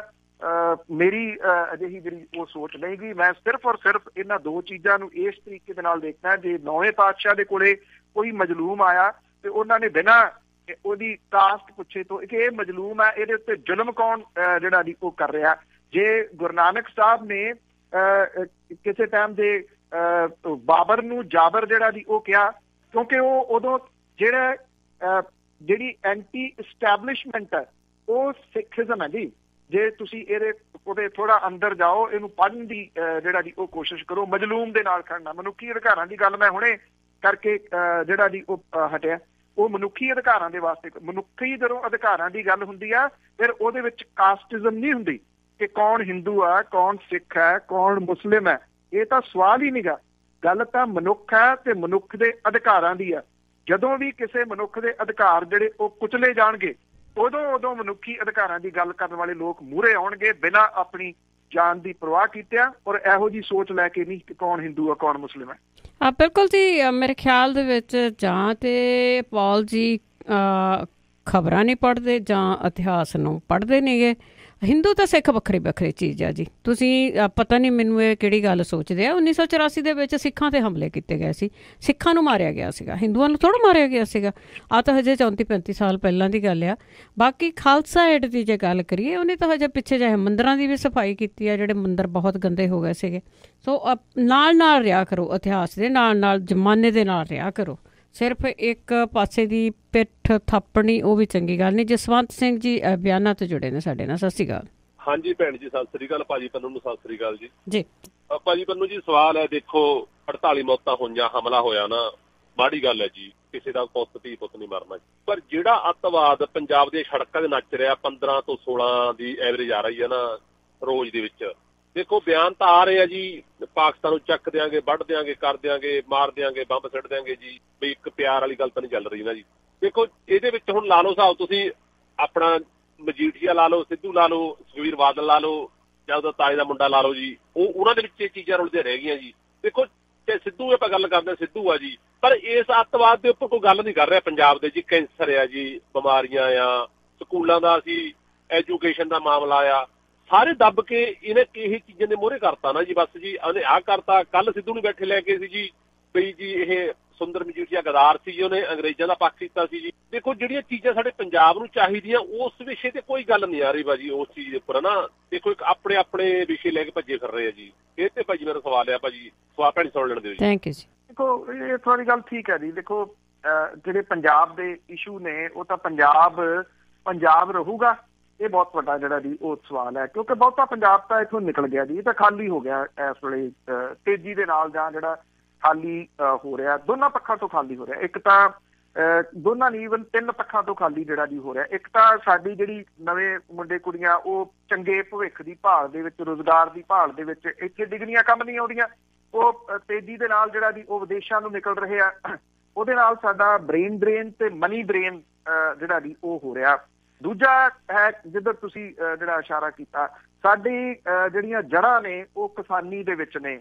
ਅਸੀਂ ਕਿਸਾਨੀ ਤੋਂ ਇਨਕਾਰ ਨਹੀਂ ਕਰ ਸਕਦੇ। ਕਿਸਾਨੀ ਇਸ ਵੇਲੇ ਬਹੁਤ ਬੁਰੇ ਹਾਲਾਤਾਂ ਦੇ ਵਿੱਚੋਂ ਲੰਘ ਰਹੀ ਹੈ। ਕਿਸਾਨ ਖੁਦਕੁਸ਼ੀਆਂ ਕਰ ਰਿਹਾ, ਉਹ ਬਿਮਾਰੀਆਂ ਦੇ ਨਾਲ ਜਿਹੜਾ ਉਹ ਪੀੜਤ ਹੋ ਗਿਆ। ਜਿੱਧਰ ਕੈਂਸਰ ਵੱਲ ਤੁਸੀਂ ਇਸ਼ਾਰਾ ਕੀਤਾ, ਜਾਂ ਆ ਫੁਕਰਪੁਣਾ ਜਿਹੜਾ ਸਾਨੂੰ ਸੜਕਾਂ ਦੇ ਉੱਤੇ ਮਾਰੀ ਜਾਂਦਾ, 12 ਡੈਥ ਜਿਹੜੀਆਂ ਸੜਕਾਂ ਦੇ ਉੱਤੇ ਹੋਈ ਜਾਂਦੀਆਂ ਰੋਜ਼ ਦੀਆਂ, ਇੱਕ ਇਹ ਨੁਕਸਾਨ ਹੋ ਰਿਹਾ। ਤੀਜਾ ਨੁਕਸਾਨ ਜਿਹੜਾ ਉਹ ਜਿਹੜੀ ਇੱਥੇ ਕੋਈ ਰਹਿੰਦੇ ਖੁੰਦੇ ਆ ਜੀ, ਉਹ ਨਸ਼ੇ ਵੱਲ ਨੂੰ ਜਿਹੜਾ ਜੀ ਉਹ ਪੈ ਗਏ।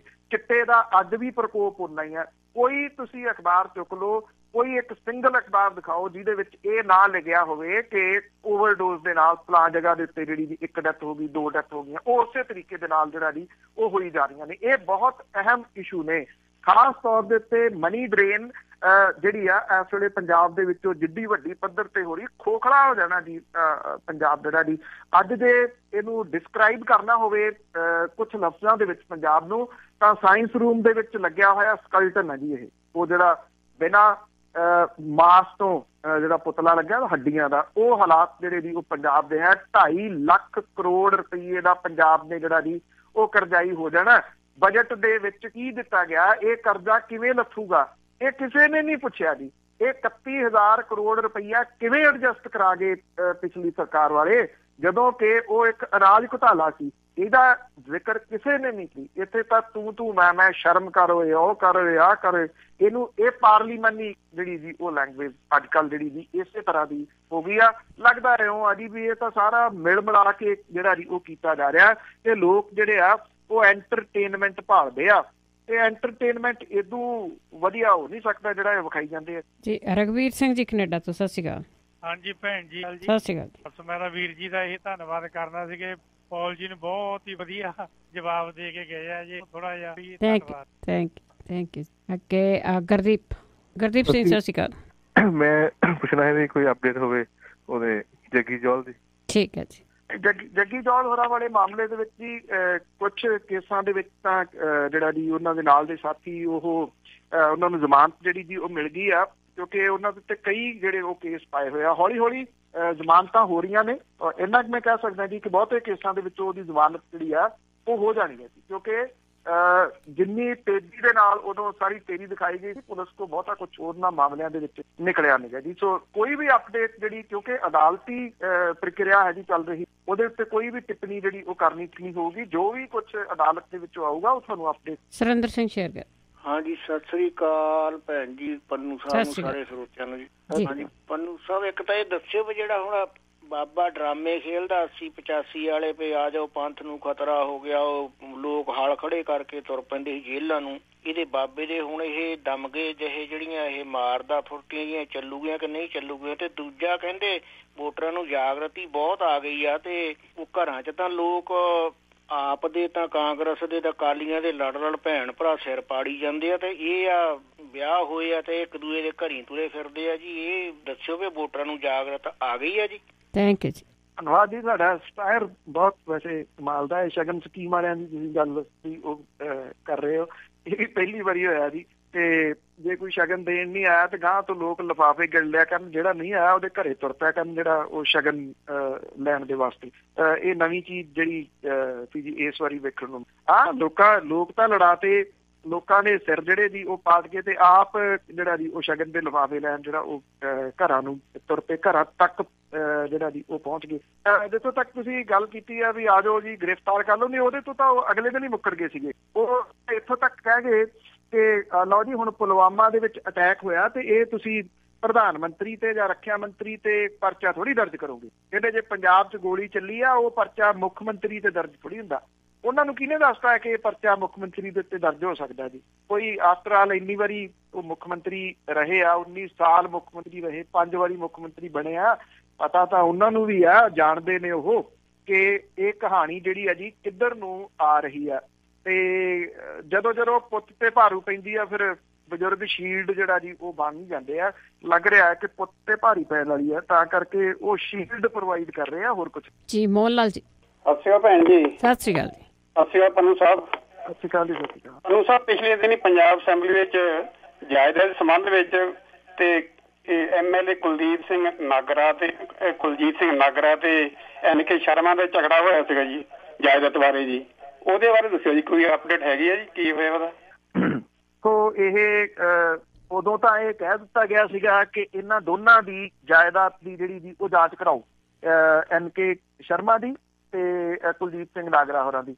ਪਰ ਹੈਰਾਨੀ ਵਾਲੀ ਗੱਲ ਇਹ ਆ ਕਿ ਕੁਝ ਦਿਨ ਜਿਹੜੇ ਆ ਜੀ ਉਹ ਲੰਘੇ ਆ ਤੇ ਹੁਣ ਜਿਹੜੇ ਹੈਗੇ ਨੇ ਪੰਜਾਬ ਵਿਧਾਨ ਸਭਾ ਦੇ ਸਪੀਕਰ, ਉਹਨਾਂ ਨੇ ਇਹ ਗੱਲ ਕਹਿਤੀ ਵੀ ਨਹੀਂ, ਇਹ ਤਾਂ ਪਰਸਨਲ ਮੈਟਰ ਹੈ, ਇਹਦੇ ਵਾਸਤੇ ਜਿਹੜਾ ਜੀ ਉਹ ਲੋੜ ਨਹੀਂ ਗੀ, ਕੋਈ ਸਾਂਝੀ ਕਮੇਟੀ ਬਣਾਉਣ ਦੀ ਲੋੜ ਨਹੀਂ ਗੀ, ਜੇ ਇਹਨਾਂ ਨੇ ਕਰਾਉਣੀ ਤੇ ਆਪਣੇ ਤੌਰ ਦੇ ਉੱਤੇ ਕਰਾ ਲੈਣ। ਮਤਲਬ ਮਾਮਲਾ ਜਿਹੜਾ ਜੀ ਉਹ ਰਲ ਮਿਲ ਕੇ ਠੰਡੇ ਬਸਤੇ ਦੇ ਵਿੱਚ ਪਾਤਾ। ਅਗਲੇ ਸੋਚਦੇ ਨੇ ਕਿਉਂ ਪੋਤੜੇ ਜਿਹੜੇ ਜੀ ਇੱਕ ਦੂਜੇ ਦੇ ਜਿਹੜੇ ਆ ਜੀ ਉਹ ਫਰੋਲਣੇ ਆ। ਤੋ ਤੁਹਾਨੂੰ ਪਤਾ ਹੀ ਹੈ ਜੀ ਕਿਵੇਂ ਮਿਲ ਮਿਲਾ ਕੇ ਜਿਹੜਾ ਜੀ ਉਹ ਚੱਲ ਰਿਹਾ। ਪਹਿਲਾਂ ਕੁਛ ਕਿਹਾ ਗਿਆ ਸੀਗਾ, ਪਰ ਕੱਲ ਹੀ ਜਿਹੜਾ, ਕਿਉਂਕਿ ਕੱਲ ਲਾਸਟ ਦਿਨ ਸੀਗਾ ਜੀ ਵਿਧਾਨ ਸਭਾ ਦੇ ਸੈਸ਼ਨ ਦਾ, ਉਹਦੇ ਵਿੱਚ ਕਹਿ ਦਿੱਤਾ ਗਿਆ ਕਿ ਕੋਈ ਲੋੜ ਨਹੀਂ ਹੈ ਕਮੇਟੀ ਦੀ, ਇਹ ਮਾਮਲਾ ਨਿੱਜੀ ਹੈ ਜੀ। ਨਿੱਜੀ ਨਹੀਂ ਹੈ। ਜਦੋਂ ਤੁਸੀਂ ਲੋਕਾਂ ਦੇ ਚੁਣੇ ਹੋਏ ਨੁਮਾਇੰਦੇ ਹੋ, ਤੁਸੀਂ ਜਵਾਬਦੇਹ ਹੋਣੇ ਚਾਹੀਦੇ ਹੋ ਕਿ ਪ੍ਰਾਪਰਟੀ ਤੁਸੀਂ ਜਿਹੜੀ ਹੈ ਜੀ ਵਿਧਾਨ ਸਭਾ ਦੇ ਜਦੋਂ ਤੁਸੀਂ ਮੈਂਬਰ ਨਹੀਂ ਸੀ ਉਦੋਂ ਕਿੰਨੀ ਸੀ, ਜਦੋਂ ਤੁਸੀਂ ਬਣੇ ਹੋ ਉਦੋਂ ਬਾਅਦ ਤੁਹਾਡੀ ਚੱਲ ਜਾਇਦਾਦ ਜਿਹੜੀ ਹੈ ਜੀ ਉਹ ਕਿੰਨੀ ਬਣੀ ਆ। ਇਹ ਤਾਂ ਲੋਕਾਂ ਨੂੰ ਪੁੱਛਣ ਦਾ ਹੱਕ ਹੈ, ਪਰ ਲੋਕ ਨਹੀਂ ਜਿਹੜਾ ਨਾ ਜੀ ਉਹ ਪੁੱਛਦੇ, ਲੋਕ ਨਹੀਂ ਜਿਹੜਾ ਉਹ ਪੁੱਛਣਾ ਚਾਹੁੰਦੇ। ਉਹਦੇ ਕਈ ਜਿਹੜੇ ਜੀ ਉਹ ਰੀਜ਼ਨ ਨੇ। ਇੱਕ ਮੈਨੂੰ ਯਾਦ ਆ ਗਿਆ, ਮੇਰੇ ਮਿੱਤਰ ਵੀ ਨੇ ਕਮਲਜੀਤ ਮੀਲੋ ਹੋਰੀ, ਜਿਹੜੇ ਉਹ ਬੱਚਿਆਂ ਦੇ ਗੀਤ ਗਾਉਂਦੇ ਹੁੰਦੇ, ਸੌਂ ਜਾ ਬੱਬੂਆ ਮਾਣੋ ਬਿੱਲੀ ਆਈ ਆ। ਉਹਨਾਂ ਦੇ ਫਾਦਰ ਸਾਹਿਬ ਬਹੁਤ ਵਧੀਆ ਗਜ਼ਲਗੋ ਸੀਗੇ ਜੀ ਪੰਜਾਬ ਦੇ, ਕੁਲਵੰਤ ਸਿੰਘ ਨੀਲੋਂ। ਉਹਨਾਂ ਨੂੰ ਕਿਸੇ ਨੇ ਕਿਹਾ ਸੀ ਇੱਕ ਵਾਰੀ ਵੀ ਆ ਤੇਰਾ ਮੁੰਡਾ ਕੀ ਬੱਚਿਆਂ ਦੀਆਂ ਆਵਾਜ਼ਾਂ ਕੱਢ ਕੱਢ ਕੇ ਗਾਈ ਜਾਂਦਾ, ਇਹਨੂੰ ਆਪਣੀਆਂ ਗਜ਼ਲ ਦੇ ਦਿਆ ਕਰ ਤਾਂ ਕਿ ਗਜ਼ਲ ਜਿਹੜੀ ਉਹ ਸੁਣਾਵੇ। ਤੇ ਉਹ ਜਿਹੜੇ ਦੀ ਜਵਾਬਦੇਹੀ ਉਹਨਾਂ ਦੀ ਬੜੀ ਕਮਾਲ ਦੀ ਹੁੰਦੀ ਸੀ। ਉਹ ਕਹਿੰਦੇ ਜੀ ਕਿ ਲੋਕ ਸੌਣਾ ਚਾਹੁੰਦੇ ਆ, ਮੈਂ ਆਪਣੇ ਮੁੰਡੇ ਨੂੰ ਤਾਂ ਕਰਕੇ ਲੋਰੀਆਂ ਸੁਣਾਉਣ ਜਿਹੜਾ ਜੀ ਉਹ ਲਾਇਆ ਹੋਇਆ ਕਿ ਇਹਨਾਂ ਨੂੰ ਸੁੱਤੇ ਰਹਿਣ ਦਿਓ। ਤੇ ਉਹ ਅੱਜ ਵੀ ਜਿਹੜੀ ਹੈ ਨਾ ਜੀ ਇਹ ਗੱਲ ਢੁੱਕਦੀ ਆ ਕਿ ਇੱਥੇ ਤਾਂ ਲੋਕ ਲੋਰੀਆਂ ਸੁਣਨਾ ਚਾਹੁੰਦੇ ਆ ਜੀ। ਕੌਣ ਦੇਖਦਾ ਕਿ ਕਿਹਨੇ ਕਿੰਨੀ ਜਾਇਦਾਦ ਜਿਹੜੀ ਹੈ ਜੀ ਉਹ ਬਣਾਤੀ ਆ। ਇਸੇ ਚੀਜ਼ ਦਾ ਫਾਇਦਾ ਤਾਂ ਪੋਲੀਟੀਸ਼ੀਅਨਾਂ ਨੇ ਜਿਹੜਾ ਜੀ ਉਹ ਲਿਆ। ਇੱਥੇ ਪੋਲੀਟਿਕਸ ਦੇ ਵਿੱਚ ਆਉਂਦੇ ਹੀ ਹੁਣ ਲੋਕ ਜਾਇਦਾਦ ਬਣਾਉਣ ਦੇ ਵਾਸਤੇ। ਬਿਲਕੁਲ ਜੀ, ਬਾਕੀ ਇਹ ਟਾਈਮ ਪਾਸ ਕਰਦੇ ਆ। ਪਰਮਿੰਦਰ ਢਿੱਲੋਂ ਜੀ ਸਤਿ ਸ਼੍ਰੀ ਅਕਾਲ। ਹਾਂਜੀ ਭੈਣ ਜੀ ਸਤਿ ਸ਼੍ਰੀ ਅਕਾਲ। ਪੰਨੂ ਸਾਹਿਬ ਸਤਿ ਸ਼੍ਰੀ ਅਕਾਲ ਜੀ। ਹਾਂਜੀ ਪੰਨੂ ਸਾਹਿਬ, ਮੇਰਾ ਸਵਾਲ ਹੈਗਾ ਆਪਣੇ ਰਾਧਾ ਸਵਾਮੀ ਬਾਰੇ ਆ। ਜਿੱਦਾਂ ਉਹਨਾਂ ਦੇ ਭਾਣਜੇ ਆਪੂ ਜੀ ਲੜੀ ਜਾਂਦੇ ਆ ਤੇ ਇਹਨਾਂ ਸਾਲ ਡੇਢ ਸਾਲ ਪਹਿਲਾਂ ਵੀ ਕਹਿੰਦੇ ਸੀ ਵੀ ਉਹਨਾਂ ਨੂੰ ਗੱਦੀ ਦੇਣੀ ਆ। ਤੋ ਕਿਹੜੀ ਗੱਲੋਂ ਹੁਣ ਲੜੀ ਜਾਂਦੇ ਗੱਦੀ ਕਰਕੇ ਕਿ ਪਹਿਲਾਂ ਆਪਣਾ ਜਾਇਦਾਦ ਵੰਡ ਵਟਾਇਆ ਕਰਨ ਦੇ ਚੱਕਰ ਦੇ ਵਿੱਚ ਲੱਗੇ ਆ? ਤੇ ਦੂਜਾ ਮੇਰਾ ਸਵਾਲ ਹੈਗਾ ਜੀ, ਆਪਣੇ ਜਿਹੜੇ ਆ TV ਚੈਨਲ ਵਾਲੇ ਆ, ਜਦੋਂ ਆਪਣੇ ਕਦੀ ਤੁਹਾਨੂੰ ਖਹਿਰਾ ਸਾਹਿਬ ਨੂੰ ਪੁੱਛ ਲੈਂਦੇ ਆ ਜੀ ਤੁਸੀਂ ਵਿਆਹ ਤੇ ਕਿਉਂ ਨਹੀਂ ਗਏ ਜੀ, ਉਹ ਕਹਿੰਦੇ ਸਾਨੂੰ ਕਾਰਡ ਨਹੀਂ ਦਿੱਤਾ। ਕਦੀ ਉਹਨਾਂ ਨੂੰ ਲੱਗ ਪੈਂਦੇ ਪੁੱਛਣ ਤੁਸੀਂ ਕਾਰਡ ਕਿਉਂ ਨਹੀਂ ਦਿੱਤਾ। ਵੀ ਇਹ ਕੋਈ ਨੋਰਮਲ ਗੱਲਾਂ ਵਾ ਤੇ ਇਦਾਂ ਕਿਹੜੀ ਗੱਲੋਂ ਆਪਣੇ ਉਹਨਾਂ ਨੂੰ ਸੌਂਦੇ ਆ ਵੀ ਕੋਈ ਨਾ ਕੋਈ ਜਵਾਬ ਦੇਣ ਜਾਂ ਕੋਈ ਏਦਾਂ ਦੀ ਗੱਲ ਕਰਨ? ਇਹਦੇ ਬਾਰੇ ਦੱਸਿਓ ਬਾਈ। ਸਤਿ ਸ਼੍ਰੀ ਅਕਾਲ ਭੈਣ ਜੀ। ਸੁਣ ਲੈਣਗੇ। ਇਹ ਪੱਤਰਕਾਰਤਾ ਦੀਆਂ ਨਿਵਾਣਾ ਨੇ ਜੀ, ਨਿਵਾਣਾ ਨੇ ਪੱਤਰਕਾਰਤਾ ਦੀਆਂ। ਕਿਸੇ ਵੀ ਨਿੱਜੀ ਸਮਾਗਮ ਨੂੰ ਕਵਰ ਕਰਨਾ, ਇੱਥੇ ਵੈਬ ਚੈਨਲ ਨੇ ਇੱਕ ਦੋ। ਹੈਰਾਨੀ ਵਾਲੀ ਗੱਲ ਸੀ ਕਿ ਉਹ ਬੈਡਰੂਮ ਤੱਕ ਕਿਵੇਂ ਵੜ ਗਏ ਜੀ। ਵੜਨ ਦੀ ਪਰਮਿਸ਼ਨ ਵੀ ਤਾਂ ਆਫਟਰ ਆਲ ਕਿਸੇ ਨੇ ਜਿਹੜੀ ਹੈ ਨਾ ਜੀ ਉਹ ਦਿੱਤੀ ਹੋਊਗੀ। ਉੱਥੋਂ ਤੱਕ ਉਹ ਕਿਉਂ ਗਏ, ਕਿਉਂ ਇਹ ਕਵਰ ਕਰਨ ਦੇ ਵਾਸਤੇ ਜਿਹੜਾ ਜੀ ਬੈਡਰੂਮ ਦੇ ਵਿੱਚ ਗਏ? ਇਹ ਉਹਨਾਂ ਨੂੰ ਵੀ ਜਿਹੜਾ ਜੀ ਉਹ ਸੋਚਣਾ ਚਾਹੀਦਾ ਸੀਗਾ। ਜਦੋਂ ਇਹਦੇ ਵਾਸਤੇ ਕੋਈ ਤਜਰਬਾ ਨਹੀਂ ਹੈਗਾ ਜੀ, ਬਸ ਉਹ ਸਨਸਨੀ ਜਿਹੜੀ ਹੈ ਜੀ ਉਹ ਫੈਲਾਉਣੀ ਚਾਹੁੰਦੇ ਆ। ਇਸ ਕਰਕੇ ਉਹ ਵਿਆਹ ਹੀ ਬਹੁਤ ਵੱਡਾ ਹੋ ਗਿਆ ਜੀ। ਕਿਹਨੂੰ ਕਾਰਡ ਦਿੱਤਾ ਜੀ, ਕਿਹੜਾ ਪਹੁੰਚਿਆ ਜੀ, ਉੱਥੇ ਕਿੰਨੇ ਵਜੇ ਕੀਰਤਨ ਸ਼ੁਰੂ ਹੋਇਆ ਜੀ, ਕਿੰਨੇ ਵਜੇ ਸਮਾਪਤ ਹੋ ਗਿਆ ਜੀ, ਕਿਹਨੇ ਭੰਗੜਾ ਪਾਇਆ, ਕਿਹਨੇ ਡਾਂਸ ਕੀਤਾ, ਇਹ ਕੋਈ ਖਬਰਾਂ ਥੋੜੀ। ਇਹ ਪਤਾ ਨਹੀਂ ਜੀ ਕਿਉਂ ਉਹੋ ਜਿਹੇ ਜਿਹੜਾ, ਕਿਉਂਕਿ ਉਹਨਾਂ ਨੂੰ ਹਿੱਟ ਵੱਜਦੀਆਂ ਨੇ ਉਹਨਾਂ ਨੂੰ ਲੋਕ ਦੇਖਦੇ ਆ, ਇਸ ਕਰਕੇ ਉਹ ਦਿਖਾਉਣਾ ਚਾਹੁੰਦੇ ਆ ਜੀ। ਦੂਜੀ ਗੱਲ ਜਿਹੜੀ ਤੁਸੀਂ ਪੁੱਛੀ ਆ, ਅਸਲ ਦੇ ਵਿੱਚ ਇਹ ਜਿਹੜਾ ਜੀ ਮਾਮਲਾ ਜਿਹੜਾ ਨਾ ਪੈਸੇ ਦਾ ਜੀ, ਬਹੁਤ ਮੋਟੇ ਪੈਸੇ ਦਾ ਇਹ ਮਾਮਲਾ ਹੈ, ਛੋਟਾ ਮੋਟਾ ਨਹੀਂ। ਜੇ ਲੇਟੈਸਟ ਤੁਸੀਂ ਇਹ ਤੇ ਪੁੱਛਣੀ ਹੋਵੇ ਤੇ ਜਿਹੜੇ ਇੰਨਾ ਪਤਾ ਲੱਗਾ ਕਿ ਜਿਹੜੀ ਫੋਰਟਿਸ ਹੈਲਥ ਕੇਅਰ ਲਿਮਟਿਡ ਹੈ, ਜਿਹੜੀ FHL, ਉਹਦੇ ਸਾਬਕਾ ਪ੍ਰਮੋਟਰ ਜਿਹੜੇ ਭਰਾ ਨੇ ਮਾਲਵਿੰਦਰ ਸਿੰਘ ਤੇ ਸ਼ਿਵਿੰਦਰ ਮੋਹਨ ਸਿੰਘ, ਜਿਹੜਾ ਜੀ ਇਹਨਾਂ ਨੂੰ ਜਿਹੜੀ ਕੰਪਨੀ ਆ ਉਹਨੇ ਰੈਗੂਲੇਟਰੀ ਸੇਬੀ ਨੂੰ ਚਿੱਠੀ ਲਿਖ ਕੇ ਇਹਨਾਂ ਦੋਨਾਂ ਧਿਰਾਂ ਦੇ ਖਿਲਾਫ ਗ੍ਰਿਫਤਾਰੀ ਸਣੇ ਸਾਰੀ ਕਾਨੂੰਨੀ ਕਾਰਵਾਈ ਸ਼ੁਰੂ ਕਰਨ ਦੀ ਅਪੀਲ ਜਿਹੜੀ ਕੀਤੀ ਹੈ, ਕਿਉਂਕਿ ਉਹਨਾਂ ਨੇ 472 ਕਰੋੜ ਰੁਪਏ ਵਸੂਲਣ ਦੇ ਮਾਮਲੇ ਦੇ ਵਿੱਚ ਇਹ ਕਦਮ ਜਿਹੜਾ ਜੀ ਉਹ ਚੁੱਕਿਆ। ਇਹ ਪਹਿਲਾਂ ਤਾਂ ਦੋਵਾਂ ਭਰਾਵਾਂ ਦੀ ਜਿਹੜੀ ਜੀ ਉਹ ਲੱਗਦੀ ਸੀ ਕਿ ਲੜਾਈ ਹੈ, ਪਰ ਇਹ ਦੋਵਾਂ ਭਰਾਵਾਂ ਦੀ ਲੜਾਈ ਨਾ ਹੋ ਕੇ ਇਹਦੇ ਵਿੱਚ ਇੱਕ ਤੀਜੀ ਲੁਕਵੀਂ ਧਿਰ ਵੀ ਸ਼ਾਮਲ ਹੈ ਜੀ। ਉਹ ਉਹੀ ਆ ਜਿਹੜੀ ਇਹ ਕਹਿੰਦੀ ਆ ਕਿ ਪੈਸਾ ਜਿਹੜਾ ਜੀ ਉਹ ਨਾਲ ਨਹੀਂ ਜਾਣਾ, ਮਾਇਆ ਜਿਹੜੀ ਆ ਉਹ ਨਾਗਣੀ ਹੈ, ਪਰ ਇਹ ਲੋਕਾਂ ਨੂੰ ਕਹਿਣ ਦੇ ਵਾਸਤੇ ਜਿਹੜਾ ਜੀ ਉਹ ਕਿਹਾ ਜਾਂਦਾ। ਇਹਦੇ ਵਿੱਚ ਹਿੱਸਾ ਪੱਤੀ ਤਾਂ ਜਿਹੜਾ ਜੀ ਉਹ ਹੈਗਾ, ਜਿੱਥੋਂ ਇਹ ਸਾਰੀ ਕਹਾਣੀ ਜਿਹੜੀ ਹੈ ਜੀ ਉਹ ਵਿਗੜੀ ਆ। ਤੁਸੀਂ ਸਾਰੇ ਪਿੱਛੇ ਜਾਓ ਤੇ ਜਿਹੜਾ ਇਹਨਾਂ ਦੇ ਵਿੱਚੋਂ ਸ਼ਿਵਿੰਦਰ ਸਿੰਘ ਆ, ਉਹਨੇ ਕੁਝ ਸਮਾਂ ਪਹਿਲਾਂ ਇਹ ਐਲਾਨ ਕੀਤਾ ਸੀਗਾ ਜੀ ਉਹ ਇਹ ਪੈਸੇ ਤੋਂ ਨਿਰਲੇਪ ਹੋ ਰਿਹਾ, ਕਿਉਂਕਿ ਉਹਨੇ ਅੱਗੋਂ ਜਿਹੜਾ ਜੀ ਉਹ ਡੇਰੇ ਦਾ ਮੁਖੀ ਬਣਨਾ। ਤੇ ਉਦੋਂ ਲੋਕਾਂ ਨੂੰ ਲੱਗਿਆ ਸੀਗਾ ਵੀ ਇੰਨੇ ਕਰੋੜਾਂ ਰੁਪਏ ਦੀ ਪ੍ਰਾਪਰਟੀ ਦਾ ਮਾਲਕ ਉਸ ਪਾਸੇ ਵੱਲ ਨੂੰ ਕਿੱਧਰ ਚੱਲਿਆ, ਤੇ ਉਹ ਹੁਣ ਹੌਲੀ ਹੌਲੀ ਨਿਕਲਦੀ ਕਹਾਣੀ ਮੋਹਰੇ ਜਿਹੜੀ ਆਈ ਹੈ ਨਾ ਜੀ, ਵੀ ਉਹਦੇ ਪਿੱਛੇ ਕਹਾਣੀ ਸਾਰੀ ਦੀ ਸਾਰੀ ਇਹ ਤਾਂ ਜਿਹੜੀ ਜੀ ਉਹ ਹੋਰ ਸੀਗੀ, ਮਾਮੇ ਭਾਣਜੇ ਨੇ ਜੀ। ਉਹ ਮੈਂ ਤਾਂ ਅੱਗੇ ਇੱਕ ਦਿਨ ਲਿਖਿਆ ਵੀ ਸੀਗਾ ਵੀ ਜਦੋਂ ਛੋਟੇ ਹੁੰਦੇ ਨਾਨਕੇ ਜਾਂਦੇ ਸੀ ਤੇ ਮੇਰੀ ਮਾਂ ਕਹਿੰਦੀ ਸੀ ਵੀ ਮਾਮਾ ਭਾਣਜੇ ਇਕੱਠੇ ਨਾ ਹੋਵੋ, ਬਿਜਲੀ ਪੈ ਜਾਂਦੀ ਹੈ। ਉਹੋ ਜਿਹੀ ਸਮਾਜੀ ਬਿਜਲੀ ਤਾਂ ਨਹੀਂ ਡਿੱਗੀ, ਪਰ ਇੰਨਾ ਜ਼ਰੂਰ ਹੈ ਜੀ ਕਿ ਇਹ ਅਦਾਲਤੀ ਬਿਜਲੀ ਜਿਹੜੀ ਆ ਉਹ ਜ਼ਰੂਰ ਡਿੱਗ ਸਕਦੀ ਹੈ, ਕਿਉਂਕਿ ਪਹਿਲਾਂ ਵੀ ਭਾਣਜਾ ਬਣਿਆ ਸੀ ਮਾਮੇ ਤੋਂ, ਤੇ ਗਾਂ ਮਾਮਾ ਜਿਹੜਾ ਹੁਣ ਅਗਲੇ ਭਾਣਜੇ ਨੂੰ, ਆਪਣੇ ਭਾਣਜੇ ਨੂੰ ਗਾਂ ਜਿਹੜਾ ਜੀ ਉਹ ਗੱਦੀ ਦੇਣ ਦੇ ਵਾਸਤੇ ਤਿਆਰ ਕਰ ਰਿਹਾ ਜੀ। ਪਰ ਇਹ ਨਵਾਂ ਵਿੱਚੋਂ ਚਰਚਾ ਜਿਹੜਾ ਉਹ ਛਿੜ ਜੀ। ਰਘਵੀਰ ਸਿੰਘ ਜੀ। ਹਾਂਜੀ ਬਲਵਿੰਦਰ ਭੈਣ ਜੀ, ਸਤਿ ਸ੍ਰੀ ਅਕਾਲ। ਸਤਿ ਸ੍ਰੀ ਅਕਾਲ ਜੀ। ਜੀ ਸਤਿ ਸ੍ਰੀ ਅਕਾਲ ਜੀ। ਪੰਨੀ ਸਾਹਿਬ, ਮੈਂ ਤੁਹਾਡਾ ਇੱਕ ਥੈਂਕ ਯੂ ਕਰਦਾ। ਮੈਂ ਜਿਹੜਾ ਬੱਸਾਂ ਦਾ ਮਾਮਲਾ ਸੀ, ਮੈਂ ਤੁਹਾਨੂੰ ਪਹਿਲਾਂ ਦੱਸਿਆ ਸੀ, ਤੁਸੀਂ ਵਿਧਾਨ ਸਭਾ ਚ ਪਹੁੰਚਾਤਾ, ਬਹੁਤ ਬਹੁਤ ਥੈਂਕ ਯੂ ਤੁਹਾਡਾ। ਮੈਂ ਚਾਹੁੰਦਾ ਥੋੜਾ ਜਿਹਾ ਹੋਰ ਉਹਦੇ ਪਿੱਛੇ ਫਿਰ ਕੇ ਸਾਡਾ ਹੋ ਸਕਦਾ ਕੁਛ ਸਰਕਾਰ ਮੰਨ ਸਕਦੀ ਹੈ। ਸਰਕਾਰ ਨੂੰ ਤਾਂ ਫਾਇਦਾ ਬਹੁਤ ਹੈ ਇਹਦੇ ਚ। ਤੇ ਮੈਂ ਤੁਹਾਨੂੰ ਕਿਹਾ ਸੀ ਨਾ, ਮੇਰੇ ਖਿਲਾਫ ਆਮ ਆਦਮੀ ਪਾਰਟੀ ਨੇ ਵਿਧਾਨ ਸਭਾ ਚ ਲੈ ਗਈ ਸੀ ਉਹਨੂੰ, ਤੇ ਇਹਦੇ ਬਾਰੇ ਦੱਸਿਓ ਵੀ ਕੁਛ ਹੋ ਸਕਦਾ ਕਿ ਨਹੀਂ। ਸਾਡੇ NRI ਯੂਨੀਅਨ ਤਾਂ ਸੁੱਤੀ। ਉਹ ਮੇਰੀ ਕੱਲ ਵੀ ਗੱਲ ਜਿਹੜੇ ਵਿਰੋਧੀ ਧਿਰ ਦੇ ਨੇਤਾ ਨੇ ਉਹਨਾਂ ਦੇ ਨਾਲ ਉਦੋਂ ਵੀ, ਕਿਉਂਕਿ ਮੈਂ ਤੁਹਾਡੇ ਨਾਲ ਵਾਅਦਾ ਕੀਤਾ ਸੀਗਾ ਵੀ ਪਹੁੰਚਾਊਂਗਾ। ਦੇਖੋ ਮੇਰਾ ਕੰਮ ਸੀ ਚਾਉਣਾ, ਉਹਨਾਂ ਨੇ ਚੁੱਕ ਲਿਆ, ਇਹ ਚੰਗੀ ਗੱਲ ਹੈ। ਮੈਂ ਉਹਨਾਂ ਨੂੰ ਸਾਰੇ ਅੰਕੜੇ ਵੀ ਦਿੱਤੇ ਸੀਗੇ ਕਿ ਇਸ ਤਰੀਕੇ ਨਾਲ ਇੰਨਾ ਫਾਇਦਾ ਜਿਹੜਾ ਜੀ ਉਹ ਪੰਜਾਬ ਦੀ ਟਰਾਂਸਪੋਰਟੇਸ਼ਨ ਜਿਹੜੀ ਜੀ ਉਹਨੂੰ ਹੋ ਸਕਦਾ। ਇਹ ਟਰਾਂਸਪੋਰਟ ਵਾਲਾ ਜਿਹੜਾ ਇਸ਼ੂ ਆ ਇਹ ਫੇਰ ਦੁਬਾਰਾ ਜਿਹੜਾ ਜੀ ਉਹ ਵੱਡੇ ਪੱਧਰ ਦੇ ਉੱਤੇ ਉੱਠਿਆ, ਔਰ ਸਰਕਾਰ ਨੂੰ ਜਵਾਬ ਦੇਣਾ ਪੈਣਾ ਜੀ। ਕਿਸੇ ਹੋਰ ਨੇ ਨਹੀਂ, ਇਹ ਕਾਂਗਰਸ ਦੇ ਇੱਕ MLA ਨੇ ਜਿਹੜਾ ਜੀ ਉਹ ਉਠਾਇਆ, ਇਹ ਰਾਜਾ ਵੜਿੰਗ ਨੇ ਵੀ ਜੇ ਇਹ ਪਾਲਿਸੀ ਨਾ ਲਿਆਂਦੀ, ਉਹ ਕਹਿੰਦਾ ਮੈਂ ਧਰਨਾ ਦਊਂਗਾ। ਤੇ ਇਸ ਕਰਕੇ ਸਰਕਾਰ ਦੇ ਅੰਦਰ ਵੀ ਜਿਹੜੀ ਟਰਾਂਸਪੋਰਟ ਪਾਲਿਸੀ ਹੈ ਨਾ ਜੀ, ਉਹਨੂੰ ਲੈ ਕੇ ਉਹਨੂੰ ਕਰਨਾ ਪੈਣਾ ਕੁਛ ਨਾ ਕੁਛ। 2 ਸਾਲ ਬੀਤ ਗਏ ਇਹ ਸੁਣਦਿਆਂ ਹੋਇਆ ਟਰਾਂਸਪੋਰਟ ਪਾਲਿਸੀ ਆ ਰਹੀ ਹੈ, ਟਰਾਂਸਪੋਰਟ ਪਾਲਿਸੀ ਆ ਰਹੀ ਹੈ, ਆ ਕਦੋਂ ਰਹੀ ਹੈ ਕੁਛ ਨਹੀਂ ਪਤਾ। ਜਿਹੜੀਆਂ ਰਾਜਨੀਤਿਕ ਲੋਕਾਂ ਦੀਆਂ ਬੱਸਾਂ ਜਿਹੜੀਆਂ 500 ਤੋਂ ਉੱਪਰ ਇਲੀਗਲ ਚੱਲ ਰਹੀਆਂ ਨੇ ਪੰਜਾਬ ਦੇ, ਉਹਦੇ ਉੱਤੇ ਨੱਥ ਪਾਉਣ ਦੇ ਵਾਸਤੇ ਕੁਛ ਨਹੀਂ ਜਿਹੜਾ ਜੀ ਉਹ ਕੀਤਾ ਜਾ ਰਿਹਾ।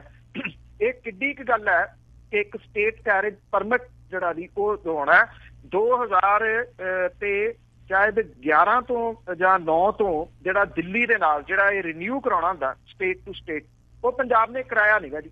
ਉਹ ਕਿਉਂ ਨਹੀਂ ਕਰਵਾਇਆ ਜੀ? ਪੰਜਾਬ ਉਹ ਕਰਵਾਵੇ ਤੇ ਇਹ ਜਿਹੜੀਆਂ ਬੱਸਾਂ ਚਲਾਵੇ। ਕਿੰਨੀਆਂ ਮਹਿੰਗੀਆਂ ਇਹ ਵੋਲਵੋ ਬੱਸਾਂ ਜਿਹੜੀਆਂ ਜੀ ਉਹ ਲੈ ਕੇ ਖੜੀਆਂ ਕੀਤੀਆਂ ਹੋਈਆਂ ਨੇ।